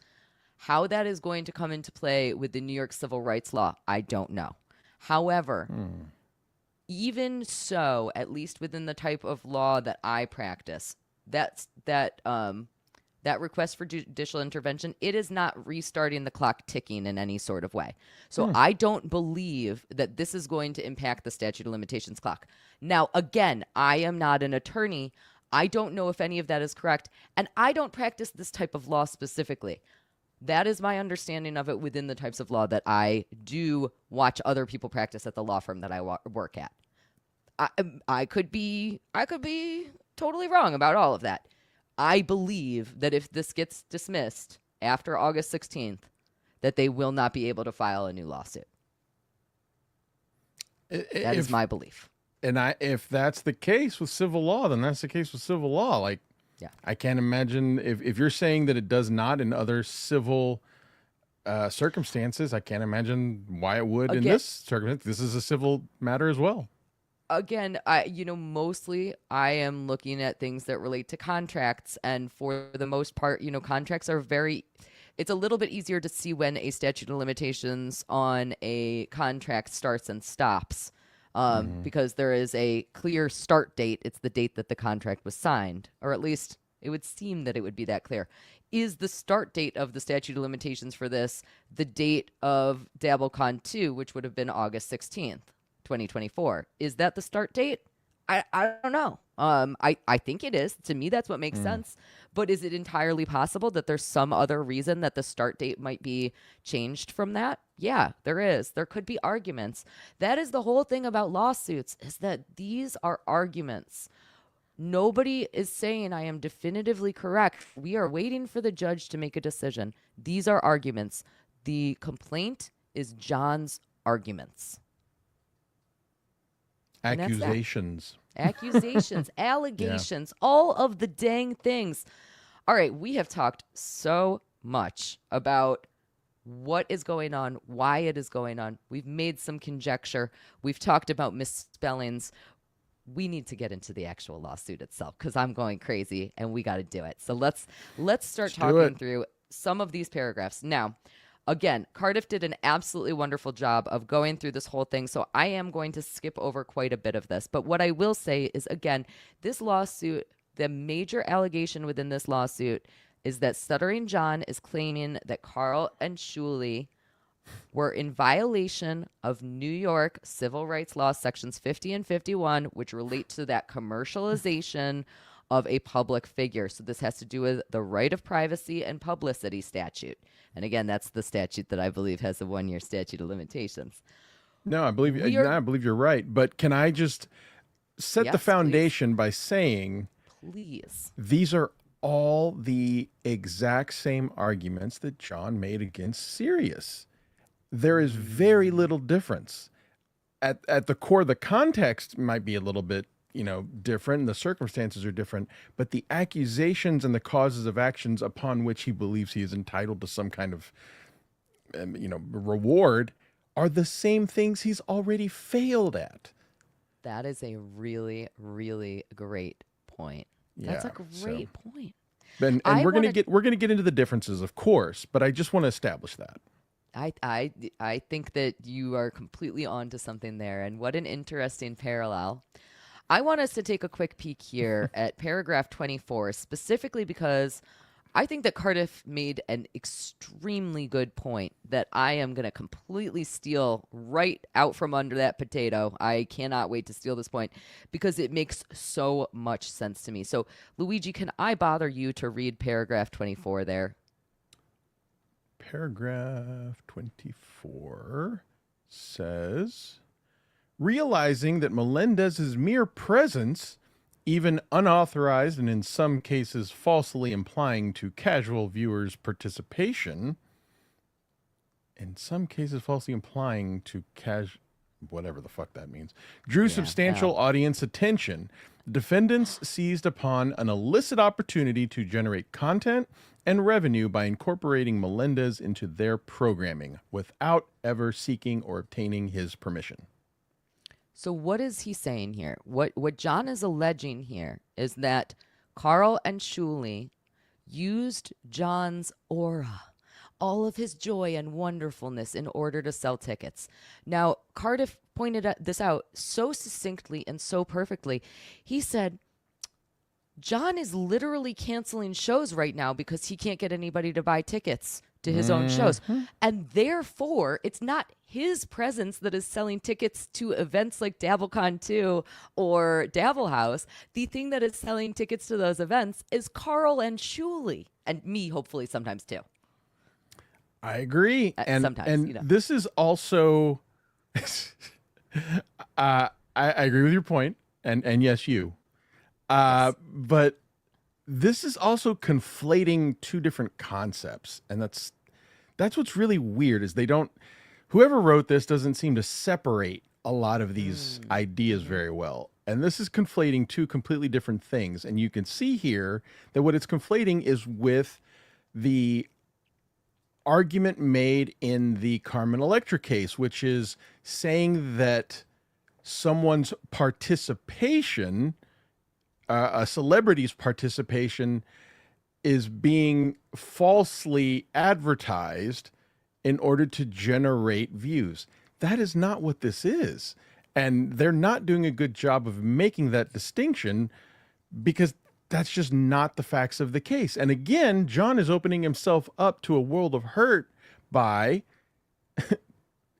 having to be asked that for the court record and say, oh, so you thought that they were saying your name because they were saying you're going to participate in this? And he has to, honestly say under oath whether or not he truly believes that, which of course he doesn't believe that. He knows the truth. And then there's also a First Amendment issue by saying we're allowed to parody you. We never said your name in the words DabbleCon. So you're saying you identify yourself as the dabbler upon which we have based DabbleCon? And now you have to say that in a courtroom? I mean, there's just so much to this where it's like, why do this to yourself, John? You are a dope and an idiot and a glutton for punishment. It's so true. And you just mentioned the term dabble. I do think that we need to maybe jump ahead a little bit here because the lawsuit does specifically define the term dabble for the court. Terribly. And I thought it was very interesting. It's actually in paragraph 36 here, if you wouldn't mind reading that. Yeah. Let's see here. The event was a sequel to a prior DabbleCon and was aimed at the community of online listeners who, quote, dabble in commentary about various internet personalities, with plaintiff Melendez being a primary subject of interest. That is not it at all. That is not what anybody means by that at all. And this is one of the things that I was mentioning about, failure to state a cause of action with a motion to dismiss, is that when they file a motion to dismiss, which they, more than likely will after they're served, these are the types of things that they really have to point out and say, this is blatantly false. This is, completely mischaracterized. This is not genuine. This is confusing this issue with that. And honestly, another great thing that would be fantastic in a motion to dismiss is that the first case they cite be Stuttering John Melendez versus Sirius XM. Yeah, that would be funny. The irony. The absolute irony, yeah. Well, now, this is something that I will say about this also that I think is just so peculiar, is that why can't I say any names today? John has always said I'm the Duke of the Dabbleverse. Like, this is all about, like, I mean, I know he's kind of fluctuated back and forth because he fluctuates back and forth on everything, but he loves to take credit for that term dabble, or at least he has in different periods of his up and down roller coaster of a life. What do you mean you're not saying that it's not entirely about you? Dabble in different internet personalities or whatever the heck it says? No, dude. We only say it about you. It's and ridiculous. you loved that for a period of time. Yes, absolutely. You loved it. You leaned loved it. into it. Yeah. Yeah. It's crazy to me that was the definition of DabbleCon. Now, what's so interesting to me about that is that, again, not only does this read like a weird thing for an attorney to say, but John or somebody else who may or may not be pulling some strings behind the scenes, we don't know, somebody had to give this information to Tabber, right? Tabber didn't just make that up, or Tabber's paralegal. Somebody sat down and they interviewed them and they asked questions. And so at some point, somebody said to John or to somebody else involved in this case behind the scenes, can you define dabble for me? And then they turned that definition into the legalese definition. How is John not like, oh, that's what they say about me? I don't get it. I mean, but again, It's so weird. There's so many things about this that I just don't understand. Like, it feels silly of me to start trying to rationalize any part of this now, because I'm like, well, this doesn't make sense. This doesn't make sense. So why am I going to try to start making sense of this random thing? It's ridiculous. And also, again, literally handing a gun to your enemy, a loaded gun to your enemy, for them to point out how you are lying, how you are misrepresenting the facts of this case. Easily opening yourself up to a motion to dismiss for multiple reasons. And man, this guy's a moron. If I were a judge in New York County, I would look at this lawsuit and I would go, I don't want to get involved in this stupid drama. I'm going to dismiss just based on the grounds of jurisdiction. Like, that would be what I would do if I was, because I literally wouldn't want to deal with this malarkey. This is malarkey. It's okay. And we all know everybody's favorite part of the lawsuit. I can't stop myself from talking about it because it's so dang absurd. The couch cushions, how long they go on about the damn couch cushions in this lawsuit. And we are having a conversation. As if it's even relevant to the case. But my God. But then also, again, while I'm talking, this is a perfect example about saying opening yourself up to, you're handing a gun to your enemy. Yes. He literally says, they stole stuff that I discarded, which specifically means that they didn't steal it from you. If it wasn't yours, they didn't steal it from you. So where's the controversy there? And my favorite, Luigi, I got to read the whole section. This is fucking comedy gold. Like, I have always said I am not a comedian. If I was a comedian that could write this section of this lawsuit, I would be good at comedy. I don't know how to end that sentence because, again, I'm not a comedian. I got to read all of this. Again, we are talking about a lawsuit that involves the profiteering, that alleges the profiteering of by Karl and Shuli by using John's likeness in order to create events which they made money off of. And then we get into paragraph 62, which reads, in a further egregious twist, defendants, Karl and Shuli, incorporated actual personal property of plaintiff into DabbleCon 2's attractions. Now, if you were the judge reading that paragraph, wouldn't you be like, yo, dude, somebody cut off a lock of his hair and people were like making voodoo dolls out of it? Like, that's like where I think that this is going. And then I read on as the judge and I read paragraph 63. Upon information and belief, individuals acting at defendant's direction or defendants themselves trespassed upon or otherwise intruded into plaintiff's residential premises in Los Angeles to obtain discarded items belonging to plaintiff. Paragraph 64. Specifically, they retrieved several sofa cushions from plaintiff's trash after plaintiff had disposed of an old couch. And let me ask you, how many things are wrong with that sentence?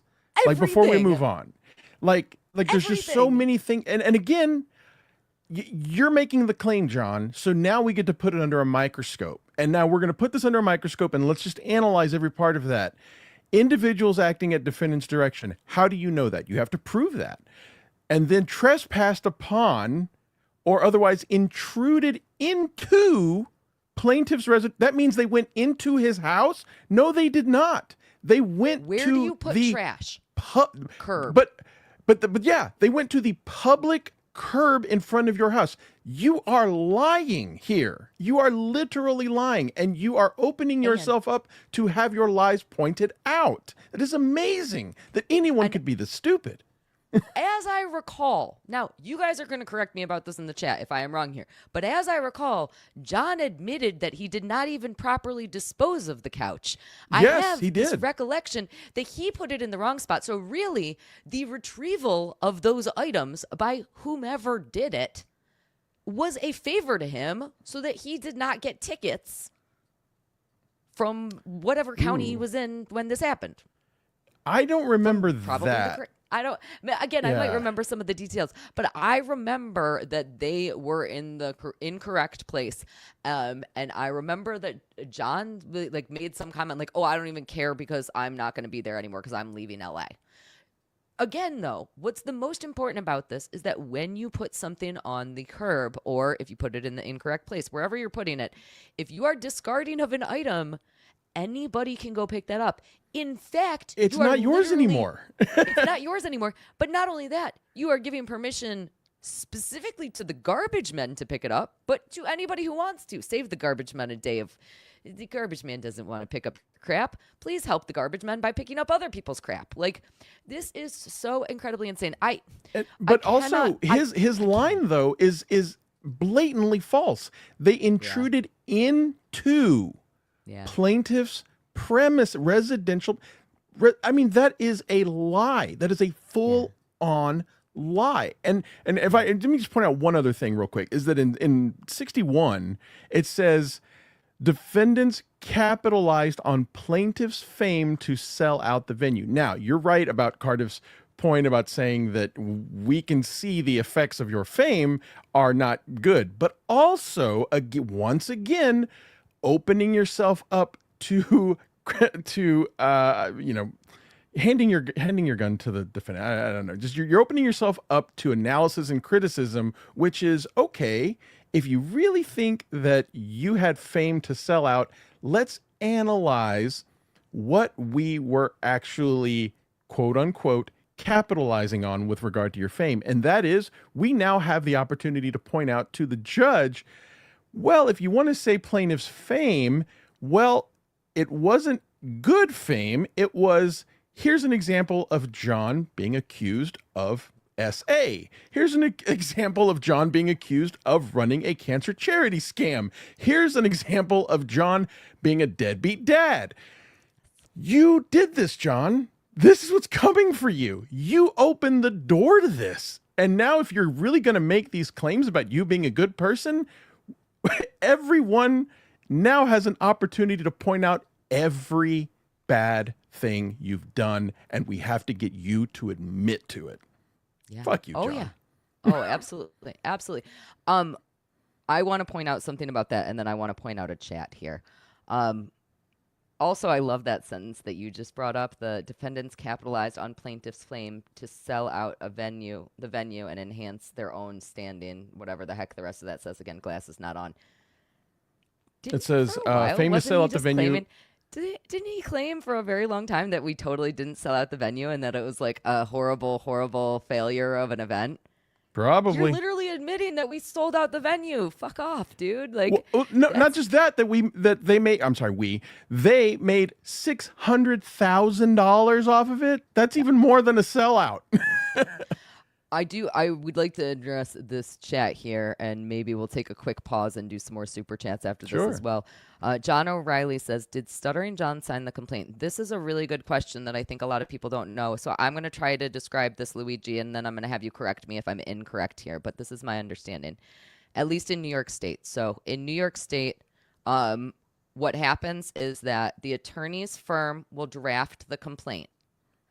And then what will happen is they will give a copy of the drafted complaint to the actual plaintiff. So again, in that case, this would be Stuttering John.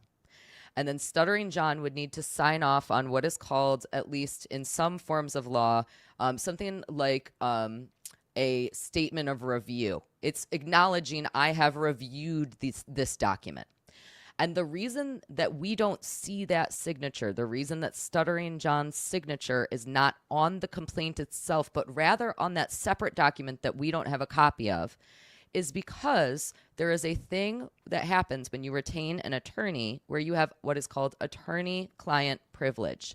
This means that information that is being discussed between the attorney and the client, in this case the plaintiff, John Melendez, is privileged information that should not be seen by other people. And so the whole point of having that separate statement of review that stays private between the two of them is so that they can continue to maintain that attorney-client privilege. So what I believe should have happened before this complaint was filed is that John should have signed the equivalent of that statement of review, saying and acknowledging all of the information in this complaint is accurate. Did I get that? Do I sound like I'm totally off on that, Luigi? No, that might be a New York specific thing. Okay. But every court kind of has their own way around something like that. Okay. But regardless, I would find it hard to believe that a judge would throw out the case for that. But that still might be a requirement. I don't think the judge would ever see that. I don't think okay. that the judge would ever see the statement of review. Again, I think that would be entirely privileged information between the attorney and his client. Yes. But I do think it is still a legal requirement. So, and I think that the point of that, again, is to say the attorney didn't file any misleading information. The attorney is filing information that is accurate based upon the, again, information and belief. This lawsuit uses that terminology, based upon the information and belief of plaintiff. So that's why we don't see John's signature on this. That's why we see Taber Benedict's signature on this. I mean, I don't know why we see Benedict's signature, but whatever. That's a whole different issue for us to never know the answer to, sadly. Very, very, very sadly that we will never know that answer. All right, let's do a couple more super chats, and then let's get into a few more paragraphs in this wonderful, wonderful complaint that we all love so very, very much. We have Christian Garcia, $2. No, I won't eat Mexican and listen to Sabbath with you. Oh, I didn't want to do that either, obviously. Then we have Rumpled Trenchcoat, a Columbo podcast. Hello. It's always lovely seeing you in the chat. $5. Thank you so much. Stereotypes. Is Luigi a doctor and a lawyer? We'll never know. Listen, Dr. Big Cock. What did Anthony Zenhauser say? I already forgot what it was. Dr. McLargecock, MD. Now, anybody who's tuning in right now thinks I really like you, Luigi. I'm going to be honest with you. Christian Garcia, again, for $2. Thank you so much. You think video will be allowed for Shuli and Karl to use? Absolutely. So they might end up being able to exhibit video clips. But in addition to that, I think that people like Kate Meany are going to get disposed. And we will get into a little bit more about why I think that is. And that will all be through the discovery process that Luigi was doing a great job of explaining earlier. So I'm sure we're going to talk a little bit more about that as we get into more of these very interesting paragraphs in this little here lawsuit that we all love. Rumpled Trenchcoat coming in again for another $2. A rambling hobo, attorney at law. Yes, My hobo comment earlier. Thank you, Rumpled Trenchcoat. Good to see you. Beautiful. I love it. The Edgelord, $2. If the sheets have shit, you must acquit.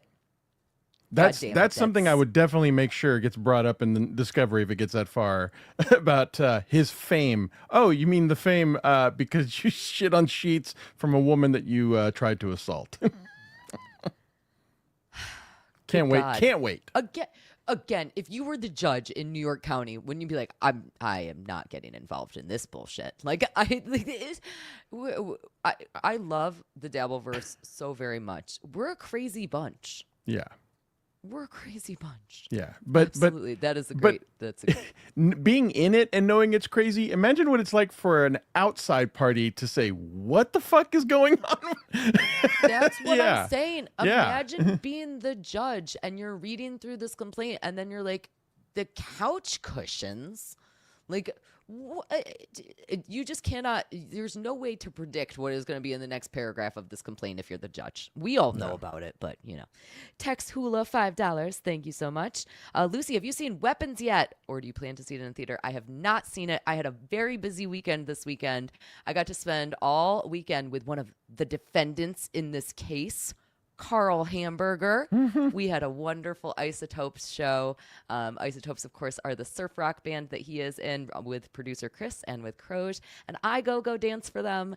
And we performed a wonderful event this weekend called Hoochie-Nanny. We opened up for Joan Jett. It was a blast and a half. And then the next day at that festival, Mo played. And I, despite the fact that I'm about to lose a lot of respect.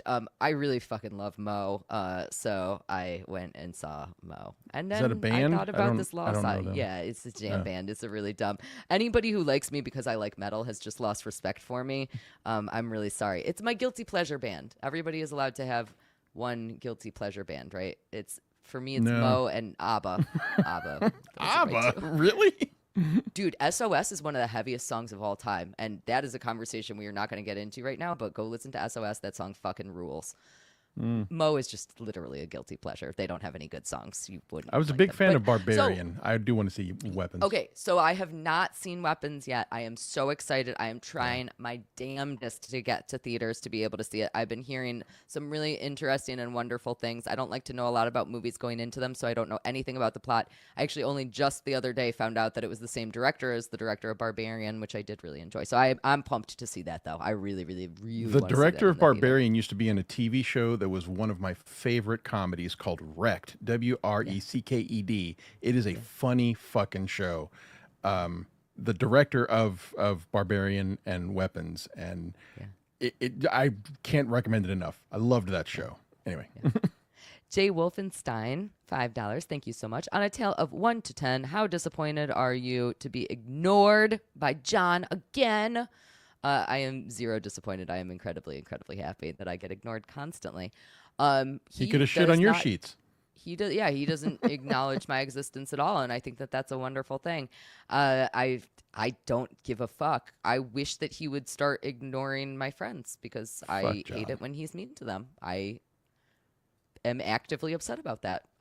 It's awful.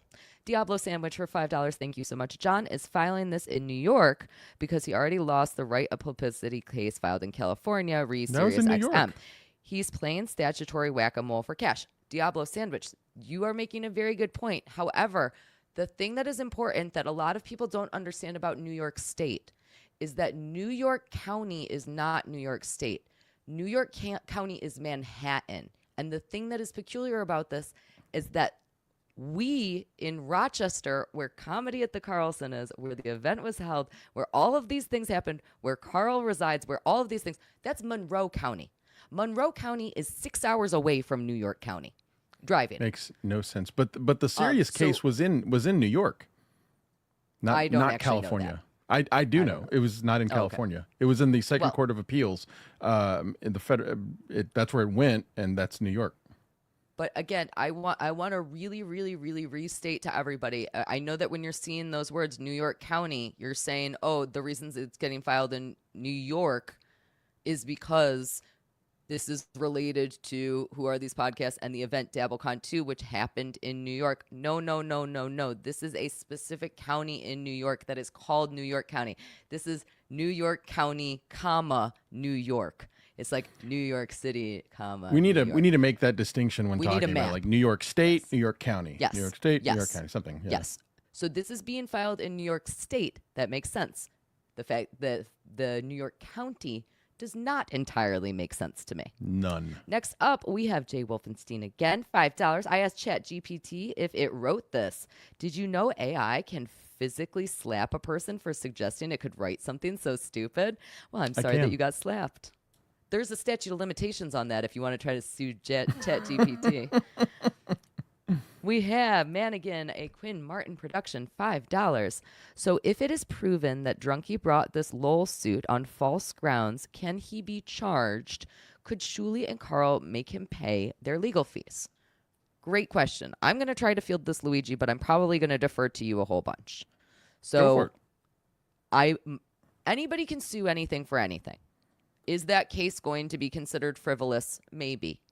Typically, when somebody files a frivolous lawsuit, is that going to result in charges being brought against that person? I would guess that the answer to that is no. However, could Shuli and Karl sue for the frivolousness, for the waste of time, and for their legal fees? Yep. Yes. Could they You can win? ask. You can ask. Depends on if the judge had a blowy that morning. Yep. That's going to be my answer to almost everything.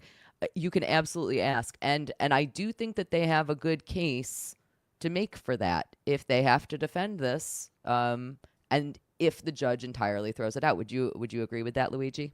Totally agree. 100%. Yeah. Yeah, it is a very good point. And legal fees will be expensive for this. This is not going to be a small cost for them. I don't think anyway. I can't imagine this being a small cost for them.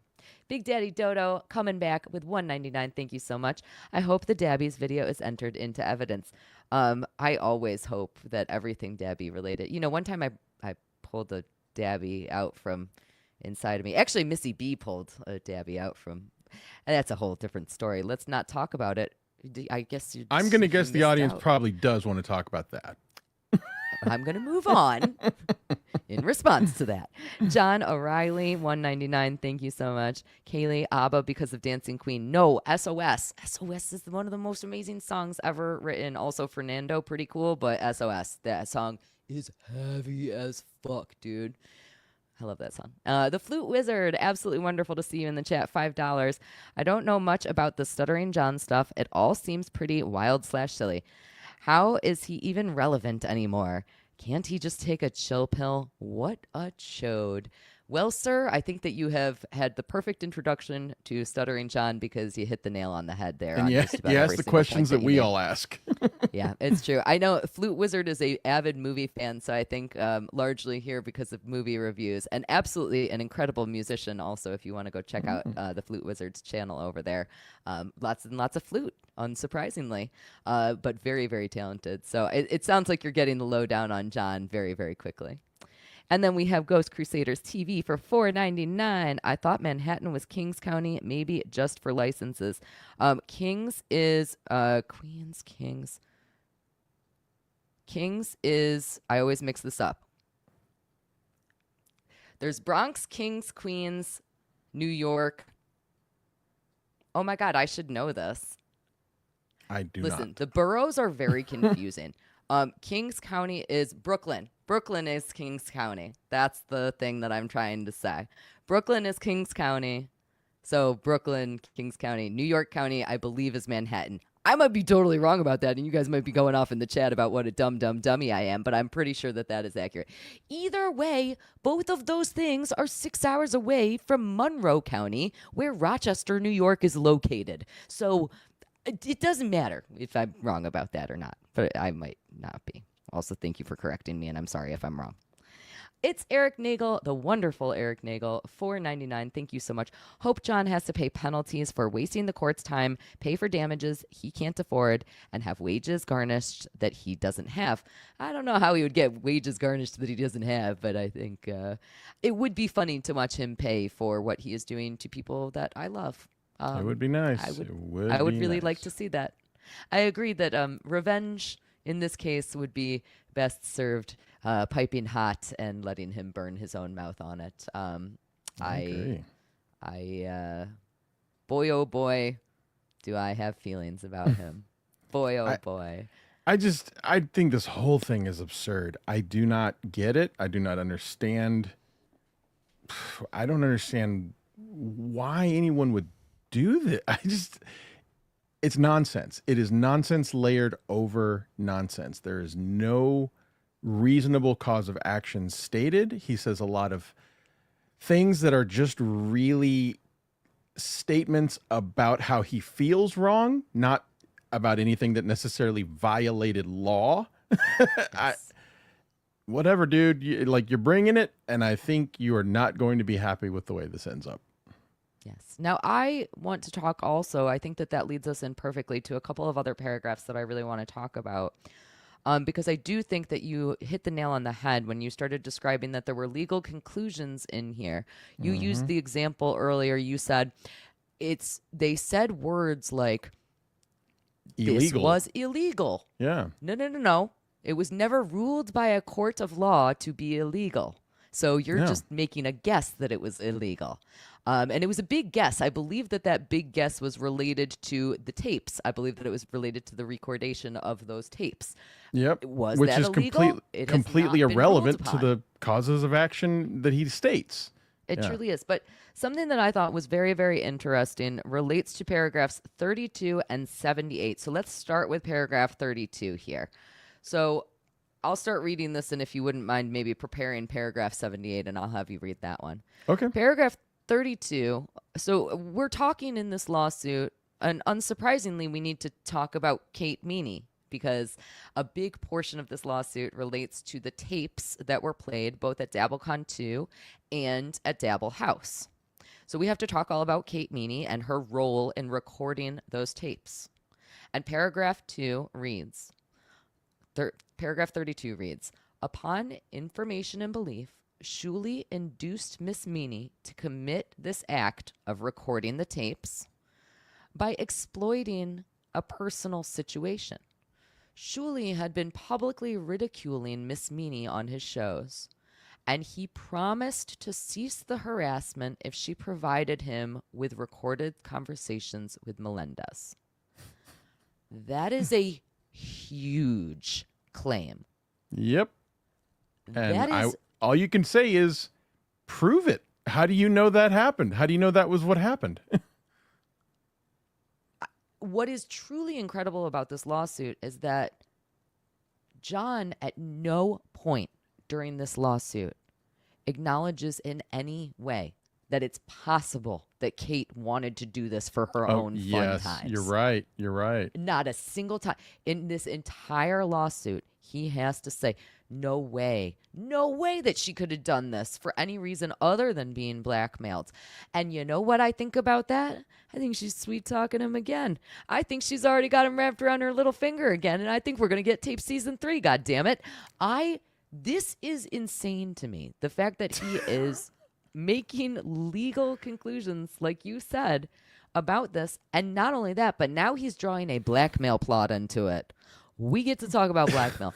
Let's read paragraph 78. I'm going to have you read paragraph 78. So we're jumping around in this complaint a little bit because we're hitting the interesting points since Cardiff did such a great job of covering the whole thing. So read us paragraph 78, and then we'll talk a little bit more about these allegations. Upon information and belief, Egar threatened Miss Meany that if she did not help him record new conversations with plaintiff, he would publicly spread false rumors that Miss Meany had a romantic relationship with plaintiff.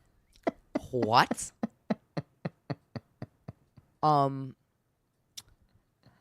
So let's talk a little bit about who actually spread false rumors that Miss Meany had a romantic relationship with plaintiff. Was it maybe somebody who was mugging to the camera after they spent a night together and going, oh, I don't know, maybe I don't know what happened between the two. I can't do a Stuttering John impression. I'm not even going to try. Yeah, but you're right. And again, once again, you have opened the door to criticism and analysis, and there's so much here, which is, first off, none of this is relevant to the case. And honestly, a judge and even another lawyer is going to, most lawyers would just say, what does this have to do with right to publicity? This doesn't have anything. Your ultimate cause of action is right to publicity. This is a civil matter, and you're bringing in criminal issues. That's for a different court. That's for a different time. That's for a different cause of action. But also, on top of that, you have specifically stated in here, I can't remember which paragraph it is, but you have specifically stated in here that you did report these quote unquote illegal recordings to the FBI, and the FBI chose to not pursue it, which would suggest that it wasn't illegal. So, like, literally rake after rake after rake. And we all know it. It's so stupid. I cannot imagine. Again, this is like soap opera 101. This is like, okay, on the soap opera, like this character has cancer, and then oh my god, this character is blackmailing this character, and then oh my god, this character stole this character's couch cushions in order to complete a voodoo ritual. Again, it reads like, do you remember the soap opera Passions, which was like the wackiest of the soap operas? There was like the little kid puppet guy. You and I have had this conversation before, off off stream, but yes, I do. Okay, so that was like a bonker. There was at one point Princess Diana, who had just died, was a guardian angel on that. Like, it was just like wacky upon wacky upon wacky. That's literally how this lawsuit is reading, and they'll be like talking normally, couch cushions, talking normally, blackmail, like. Here's the teaser for next week. This is literally, it's everybody's favorite part of the show. It's the teaser. Like, I cannot, it is so incredibly insane to me how delusional this is. And what I think is a possibility, again, is that either Kate and John truly are friends. I think there's a couple of possibilities here. Either they truly are friends, and this whole thing, and Kate, the real dig of the tapes was actually against Shuli and Karl, and Kate got them, and or Kate at some point convinced John, like, hey man, I didn't have anything to do with this, and John took that and ran with it because Kate can do no wrong, because we're gonna get to season 3. I think you might be onto something there. I just think that maybe he's in love with her, like, a lot. Like a really dumb amount. Yeah, I don't agree. get me wrong. I think Kate is wonderful, but I would not be saying nice things about her. And also alleging that one of the defendants was blackmailing her. With no proof, no evidence, no testimony, nothing to support it. You don't get to make that. There's a chat here that I actually want to address. There's somebody who just made a super chat. Hobby Card Review says they profited from John's illegal calls and likeness and made money. It's goofy, but he has a case if you look objectively. No, those things are not illegal because nothing has been declared illegal. And even if it was, that's a matter for a criminal court, not a civil lawsuit about right to publicity. That's completely wrong. And that's review. You also point out this is not a fair use issue. That is 100% accurate. And again, this has to do with specifically those New York civil rights laws, sections 50 and 51. And I know that I've said that terminology 1,000 times here, but that is very specifically what we need to be looking at. That is the basis of all of the allegations within this lawsuit. There's a lot of fluff. There's a lot of background information. But what the lawsuit is truly alleging is that there was a commercialization that Karl and Shuli committed. They allegedly committed a commercialization of a public figure, aka John. And so then this case becomes all about the right of privacy or publicity statute. We've never mentioned fair use. Yeah. That is the only thing that the judge should be looking at when they are looking at this case. That being said, if he didn't get a blowy, he might be looking at other things. It is very, very interesting. And I'm not an attorney. I actually agree with Hobby Card Review about this in one sense. I do think that it is goofy, but that he does potentially have a case if you look at it objectively. I do think that I could see some argument, not based on how this complaint is written, but I do think that I could see some argument that John might have some semblance of little teeny tiny breadcrumbs that might make sense, that if they had been put together properly, which they were not, maybe might have been a case. And I think I could see a judge looking at this, if it had been put together properly, and potentially siding with the plaintiff. And in the right jurisdiction. And if it had been in the right, and if the attorney's name had been spelled correctly, and there are so many ifs. There's so many ifs. But I do agree with you, Hobby Card Review. I think that when you look at this, and if I were to describe to this to somebody who isn't in the Dabbleverse, and I said a couple of guys named Karl and Shuli, if I oversimplified this, I know this is not exactly what's happening, but if I oversimplified a ton to somebody who wasn't in the Dabbleverse, and I said guys named Karl and Shuli held an event, and during that event they used the image of somebody else. I don't even know that they used his image. How did they use his image? Yeah, I know. I'm trying to talk myself into it. I could see an argument. I can't make the argument. I'm dumb. I didn't know about There would have Kings to be County, a distinction that dabbler meant that John promoted himself as a dabbler in order to call this DabbleCon. There was no image that was used to profit from DabbleCon. Of John, I don't see that argument at all. No, I know. I literally tried to do it, and then I was like, wait, I actually don't know what the argument is. I was talking myself out of it as I was talking about it. That did bring us into a good point, though. Let us look at a couple more of these super chats here, and then we will get back into more of the malarkey because we love it so very much. We have a super chat, $10. Thank you so much, Jay Wolfenstein. I'm looking forward to this trial. If there's ever been a case with a potential for the plaintiff to be found guilty and sent to the chair in a state with no capital punishment, I agree. This one, I got to tell you,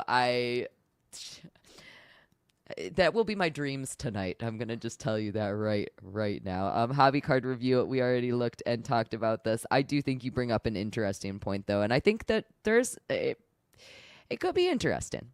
Drunk Engineer, thank you so much for the $10. Glad to hear a real lawyer say what I've thought for years. For the longest time, I've refused to believe Vince the lawyer was even a real lawyer because I thought there was no way he wouldn't have already been disbarred. Luigi, I want to take a moment again to say thank you so much for being here to talk about this. My pleasure. Will you tell? We'll get into a ton more plugs at the end, but will you quickly just tell everybody where they can find you and a little bit about the shows that you do? Because it is an honor to be able to talk with you about all of this stuff. It's really all my pleasure. I love LuigiGreenberg.com. You can find me on YouTube at Luigi Greenberg. I host a show on Fridays called Skeptical Robot, which is all about exposing frauds, liars, and con men, much like our Mr. Melendez. And I also do a couple of shows on Hack Ride Studios. On Sundays, I do Unboxing Eric the Actor. And on Thursdays, I do Unboxing Riley Martin and Unboxing Bigfoot It Is. We alternate those every other week. Hack Ride Studios. And this past Saturday, I did a impromptu show that was a little more positive feedback than I expected. We'll see if I do that again. I did a parody of Karmic X called LGBTQX, and he is totally not gay. We'll see if we bring that back. Well, thank you, Drunk Engineer. I am also very honored to have Luigi here. Thank you. John Riley, $4.99. Thank you so much. My guess is defendants have insurance coverage for this type of claim. Stuttering John will seek to have insurers settle pitching saving litigation costs. That is an interesting point as well. I'm not sure about that. It's entirely possible. It is entirely possible. And we're going to have to wait to see how it all plays out.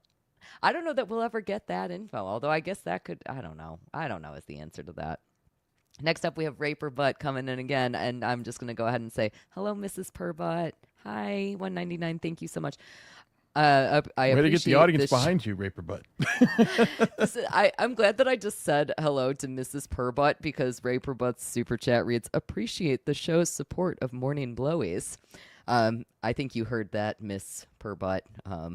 Sorry that I just committed you to that. Or you're welcome. Yay, wonderful times. And we're going to scoot along from there because it was mildly awkward. All right, let's talk more about this lawsuit. Yep. Those blackmail claims are crazy, dude. And how do they incorporate into anything? Like, if you're going to make an argument to say I'm entitled to something, what does that have to do with anything? This isn't the place for it. It's not the time for it. That is a criminal distinction. That has nothing to do with this civil case. Nothing. Yeah. Nothing at all. He's just really trying to lay in some buzzwords for sympathy. But that's not how judges work. Buzzwords like that do not work. You need facts. You need supporting arguments. You need testimony. You need case law. You need precedent. Just So saying again, it happened. I would Dummy. think that would come in the future motions more than it would come in the complaint.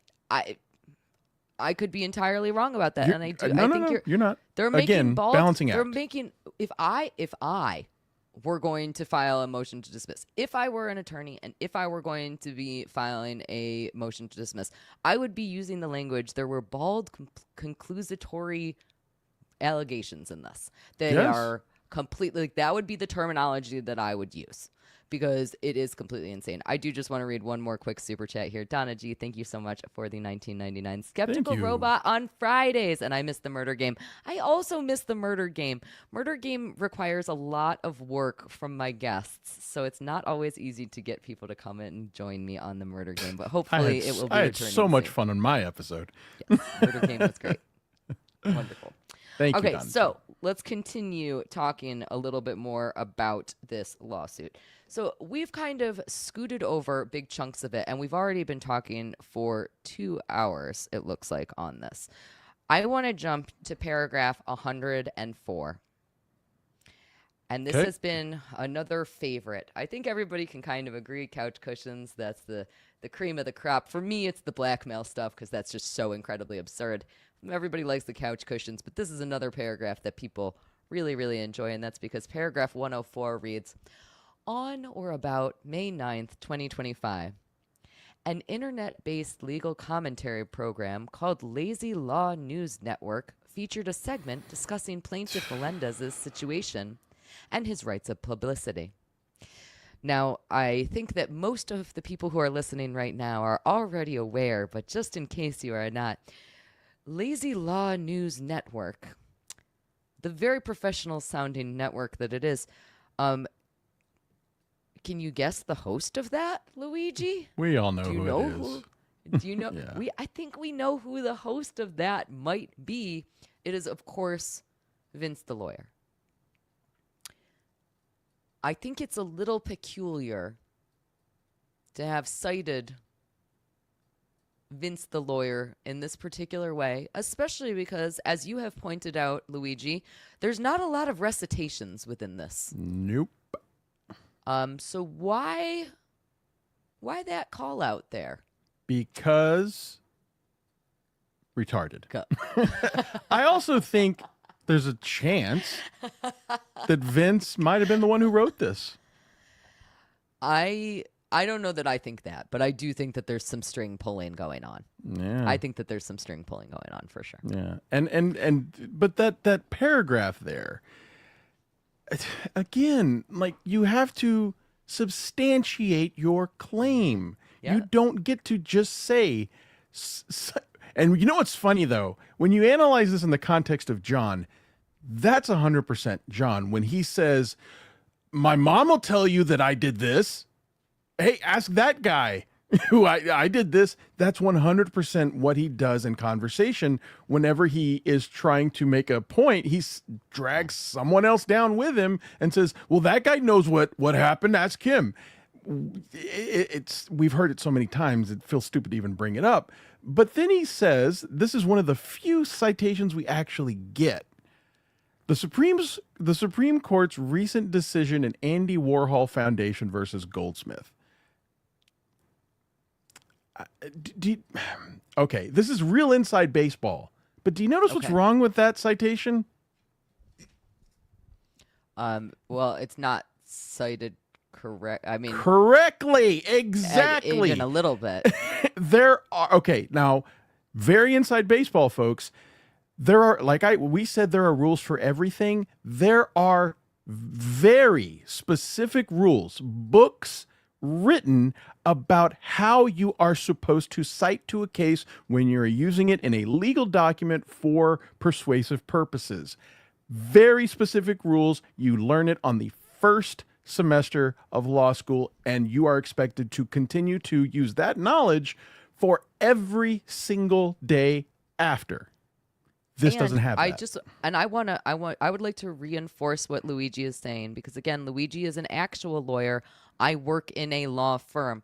When these citations are happening within these legal documents, I talked about the fact that a lot of the time the paralegals are the one who is preparing these documents. The attorney almost always is the person writing out that citation, because it's so complex that even a paralegal who is very familiar with what to do would not know how to do that. So a lot of the time when there is a specific citation that is happening, that is something, even if the paralegal has drafted a lot of the other information, they are not going to be doing that citation because it's so nuanced. And they're so, I mean, literally you have to spend months learning how to do it. It's essentially a lot. I remember when I learned it, I equated it a lot to math equations, like algebra. Like, you have to learn how to do it this way, except in this instance, you do it this way, and except in certain circumstances, you do it this way. Like, there's so many different variations on it, but there is a right way. And let me tell you, if you don't do it right, a judge cannot wait to tell you you did it wrong. Now, I have a question for you, and maybe you can remind me. It's been a little while, and I don't know that I have it on my desktop anymore. I'm just kind of peeking around to see if I do. Do you remember in the cease and desist letter that was sent, which also did reference cases? One of the cases that it referenced was the Cardiff Electric case. I remember that. I feel like it had the footnote with the actual citation in that cease and desist letter. I believe you are correct. I have a recollection of seeing a footnote in that cease and desist that had the real true citation. Why would you do a citation in a cease and desist letter and not do it in your complaint? That's kind of weird, right? Very weird. Part of why I'm saying I don't think this was written by a lawyer. Now, in addition to that, though, I do think that this is an important paragraph, because I do think that it throws a little bit more suspicion on my point that I've made a couple of times now regarding who is named as a defendant in this action. I'm just going to go back up to the caption so that we can look at it yet again. Everybody knows who is getting sued in this lawsuit. John Melendez, as plaintiff, is suing Karl, Shuli, the Shuli Network, and Who Are These Podcasts? So the defendants, there are 4 defendants: Karl, Shuli, the Shuli Network, and Who Are These Podcasts? However, there were more people involved in all of these events. Kate Meany was involved because she provided the tapes. I was involved because I was at both DabbleCon 2 and Dabble House, and I spoke about these things. I am extremely happy that I did not get sued, because I don't want to be sued. Being sued is a horrible, horrible thing. But I believe that more people should have been named in that caption, because all necessary parties, all interested individuals, anybody who has an interest in what is going on with this lawsuit should have been named. And that would have been anybody who was involved in having these discussions during those events, if that is what you are claiming. Now, again, I could be entirely wrong about that. Perhaps that's not exactly how New York civil rights law works, sections 5051. Perhaps it has to only be the owners of the channels. I don't actually know that. I could be entirely wrong. But what I do know is that somebody who has been very outspoken about the fact that I am wrong about that is Vince the lawyer. And this is citing Vince the lawyer. It's not citing him by name. It's citing him by his law channel, Lazy Law News Network. It's interesting that you would be getting seemingly be getting legal advice from Vince the lawyer through this video, because effectively what this paragraph is saying that John understood that he had the rights of publicity because of Vince's video. He is saying that he got legal advice. Yes. He is saying, I received legal advice from a law tuber. And that law tuber was Vince the lawyer. That is what this paragraph is saying. And that's another really dumb fucking thing to say, because you should never, ever, ever take legal advice from anybody on YouTube. And you should also never take any legal advice from anybody who hasn't specifically reviewed your case. Now, I think we can all agree that Vince has probably specifically reviewed this case. But again, that's just conjecture that I'm kind of guessing about here, because I think that Vince likes to be involved in things, and I think that he likes to watch, and I think that he likes to do those sorts of things. Whatever. This is a weird paragraph for me, and I think it's very important to bring it up. There's so many weird things. Like, at this point, it's become just redundant and meaningless to say that there's weird things, because it's like none of this makes sense. Now, I get that to the layman who's not a lawyer, they have some issues with, the argument making, but as a trained professional who went to school to understand this sort of thing, there's so much more. And I'm going to tell you, we could probably be talking about this for 8-10 more hours about all of the weird things. But what's most important is I think that a judge is going to see through this. And I think they're going to get to couch cushions and be done. I cannot imagine a situation in which this holds up, because it's all over the place. It's not written with any direction. It's not concise, which is, despite the fact that lawyers get this reputation for using big words and trying to filibuster, that is not what you intend to do when you're trying to persuade someone of something. You want to be as concise and as direct as possible. Yeah. But this is not what does that.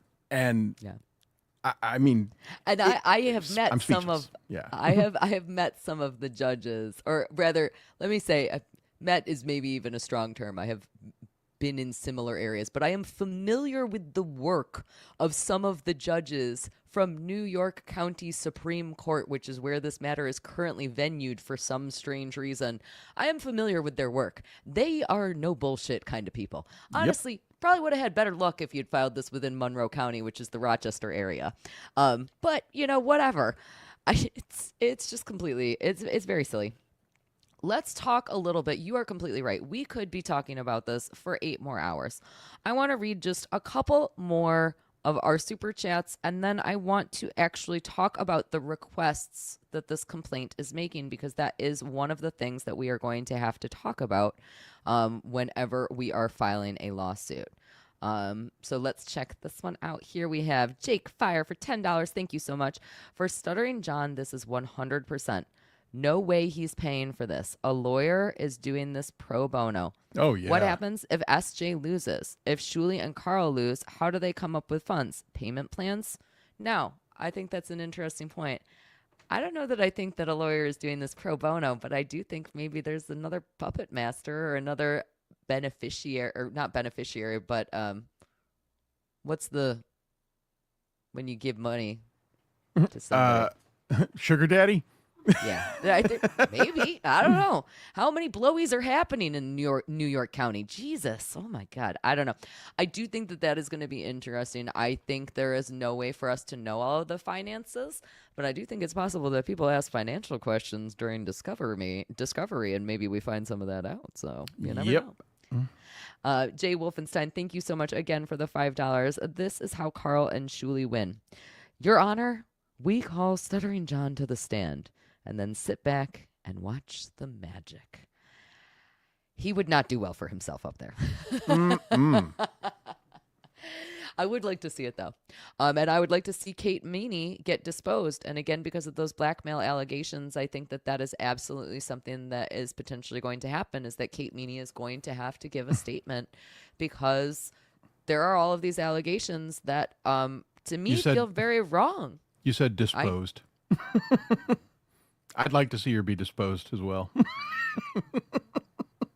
Listen, you. Let's go ahead. We're going to skip over to paragraph 131, and we are going to start concluding our discussion here. So let's take a quick peek at that. Now, typically when you see a complaint, what is going to happen is that all the way at the bottom, that is going to be where the relief is being requested. So you can see here at the bottom of this complaint, it says, wherefore the plaintiff demands the entry of a judgment against the defendants for damages, for an award of reasonable attorney fees, and for any other such further relief as the court deems just and proper. However, I think that is very bare bones, and I don't really understand why. So what I noticed was that in paragraph 131, there was actually a little bit more details about what Stuttering John is seeking. So this paragraph reads, plaintiff or Stuttering John seeks an injunction permanently enjoining defendants from any further unauthorized use of his name, portrait, picture, voice, or persona, and ordering them to remove or take down any existing content in their possession or control that contains such unauthorized use. Let's talk first about that. So, Luigi, do you want to interpret that for everybody? Basically, he's saying they can't make fun of me anymore. Yeah. I don't want them hurting my feelings anymore. They're so mean. They're so mean to me. Yes, that's what he is saying. And they shouldn't be allowed to make fun of me because for whatever fucking reason. He does at one point. There is a section of this complaint where he's like, well, but I shouldn't be considered a public figure. And I'm like, dude, that's literally all you've ever wanted is to be a public figure. Whatever. That's insane. Yeah. All right. Will you read subsection B of that paragraph 131 for me? An award of actual damages. God. Actual. In an monetary amount to be determined at trial, yes, but believed to be not less than $300,000 to compensate plaintiff for the harm and losses described above. Yes. What do you think about that? I would say go on. Bring your evidence that it is actual damages, because you have to prove actual damages. So now, John, you open your big fat fucking mouth and put your tiny little foot in it. You open this door to say that you are owed $300,000. You need to bring, as they like to say, the receipts. Yes. Can't wait for that.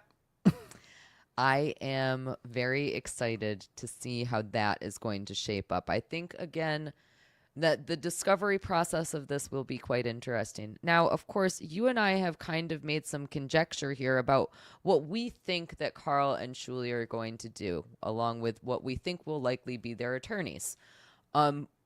It makes sense to me that the defendants in this action would more than likely do something like filing a motion to dismiss. It makes sense to me at some point that they would request discovery. We don't know that any of those things are going to happen because we are not their attorneys. And in addition to that, we don't have all the information and facts. When and if Karl and Shuli hire attorneys, they are going to go have a long private conversation with those attorneys.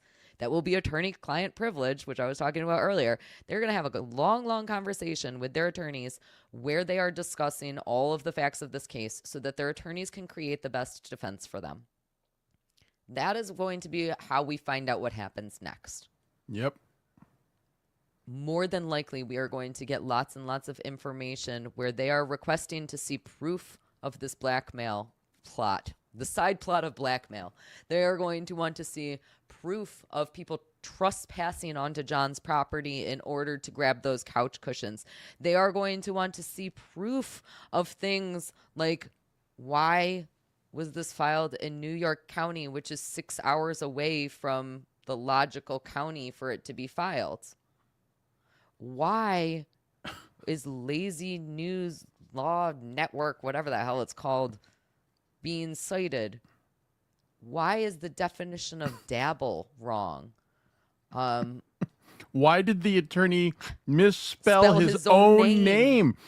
I literally think, and I'm not, again, I want to make it clear that I'm being very sincere and not making a joke, even though this is going to sound ridiculous, that in that motion to dismiss, I believe it might actually be helpful to point out all of those things you just mentioned and say, we're dealing with a crazy person because none of this makes sense. Your Honor, this is a frivolous lawsuit from a rambling hobo who has not put any effort into actually making one logical thought or argument on behalf of the causes of action, and in fact has made these before and lost, and is making them again in a very desperate attempt to finally try to capitalize on something that has already been determined with prejudice in a New York court.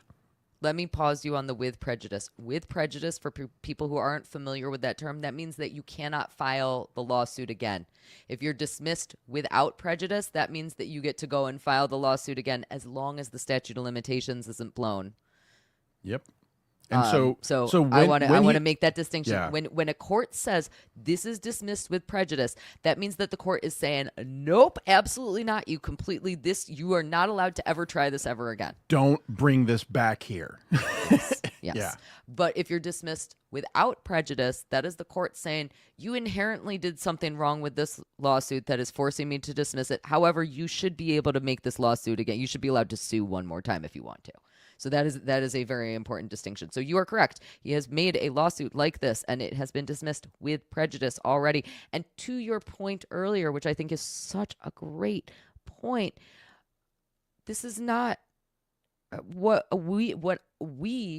I would see as a proper lawsuit, in the sense that it does not include those citations. It does not include the things that we would expect. And again, in the sillier ways, who spells their name wrong? Do you use electronic signatures? Yeah. Luigi? Oh, okay. yeah. So when you do an electronic signature, there's a couple of different ways to do it for people who don't know how to do an electronic signature. And so Tabber, when he did his electronic signature on this, he spelled his own name wrong. One way that you can do an electronic signature is that you can type out the / and then you can type your name. Mm-hmm. I guess you and I are kind of close to each other on the keyboard. They're little neighbors, so maybe he mistyped there. Another way, though, to do an electronic signature is that you have it password protected within whatever document creation software you're using, and you just click a button, and that allows you to add in the signature, in which case you wouldn't have a typographical error because the program would be doing it for you. Do you ever do it that way? Have you done it that way before? Do you know what I'm talking about? Am I making any sense? You are. I think I have. It's just not my regular way of doing it. I just think that in most cases, at least with the attorneys that I work with, most of them, when they do an electronic signature, I'm seeing them do it based on a preset existing signature that they have within a particular type of software, as opposed to typing out their name. That's my point. Yes, that's. So how do you spell your name wrong like that? I've never spelled my name wrong because it's usually pre-programmed. And yes, yeah. Thank you, pre-programmed. Yeah. That is what I'm trying to. Thank you for saying it in the correct man way as opposed to the very long-winded woman way. I appreciate that immensely. Sometimes we women don't know how to shut up. I appreciate that so much. Yes, absolutely adorable. Speaking of not knowing when to shut up, I have kept you for a very long time, and I have enjoyed dissecting this lawsuit with you. I got to tell you, I feel like I've enjoyed every second of this, but I feel like there's still more. Like maybe we do this again sometime soon, because I've enjoyed this, but there's still so much more to talk about. Yeah, there is so much more to talk about. Again, Cardiff did a great job of breaking this down. I think he made some absolutely incredible points. He made some great points today on Point Dabble Point as well. There's so much commentary about this going around, but I really wanted to be able to talk about it with you. I think everybody knows that here on Lucy Does Dabbleverse, I really enjoy talking about legal stuff, but as a paralegal, I don't always understand the legal stuff. I don't always understand the laws, and so to be able to break it down with you has been really, really exciting for me. I would love it. I think I'm going to just hit this last super chat here, and then I would love it if you would tell everybody all about where they can find you and stuff. And we'll kind of wrap down the night and have a plan to do this again soon. Howard, thank you so much for the $1.99. Lucy, it's been over 2 hours. Come to bed.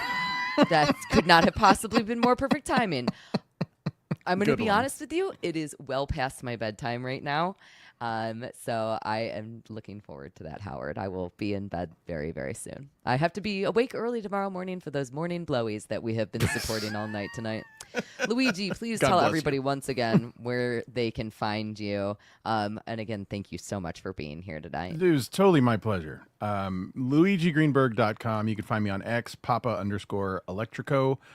Luigi Greenberg on YouTube. Check out Skeptical Robot on Fridays. This upcoming Friday, we are going to be talking about an absolutely insane story about a huge fraudulent scheme that blew my mind when I learned about it. Literally, it involves high school football and a fake high school football team. Cool. We're going to learn more about it. It is an absolutely mind-blowing story. I can't wait. That sounds wonderful. And Unboxing Eric on Sundays, 1 p.m. Eastern, usually. Hackride Studios and Unboxing Riley Martin. Unboxing Bigfoot, it is on Thursdays. And you. of course, the Edge Files, where you can see myself, Luigi, and Trucker Andy from All Apologies podcasts. That is a new podcast that we have been talking about. Our next episode is going to be, I think it's going to be August 25th, I believe, or probably around 7 p.m. We'll have information posted about that on our Twitter pages. But we are going to be talking about amputees. Yeah, in our next episode. the last Monday of every month is when we do that show. I honestly couldn't remember when I tried to plug it the other day. I was know, like, it's is very it hard. first or last? I know. I keep forgetting myself. That's the sign of a good. But we've been having a ton of fun doing that, so we hope It that is you all really, come. really fun. If you enjoy listening to Luigi and I talk about lawsuits, you will enjoy talking and hearing us talk about all the wacky, weird stuff that we talk about over there. So please come and join us. We talk about true stories that are a little crazy and unbelievable, and we actually have been talking behind the scenes about doing a members only episode after you do your episode, and I was like, if we do a members only episode, it has to be like something really nuts and really spectacular and mind blowing. And I think I found it. Oh boy! So All just right, gonna give a tease. We're gonna have lots of excitement over there. Thank you again, Big Daddy Dodo, for the $1.99. You guys are awesome together. Thank you so much. I again feel so honored to be joined by Luigi today to talk about the legal mumbo jumbo that is the lawsuit that we have all been waiting for. Thank you guys so much for joining me here on Once Over with Kaylee for another installment of Lucy Does Dabbleverse. Do not forget to hit the like button on your way out, or just hang out and sit over here for the rest of your night. I don't know. I'm going to go cuddle my kitty and get some sleep. So thank you guys and have a wonderful evening, and I'll see y'all soon. Bye. Bye.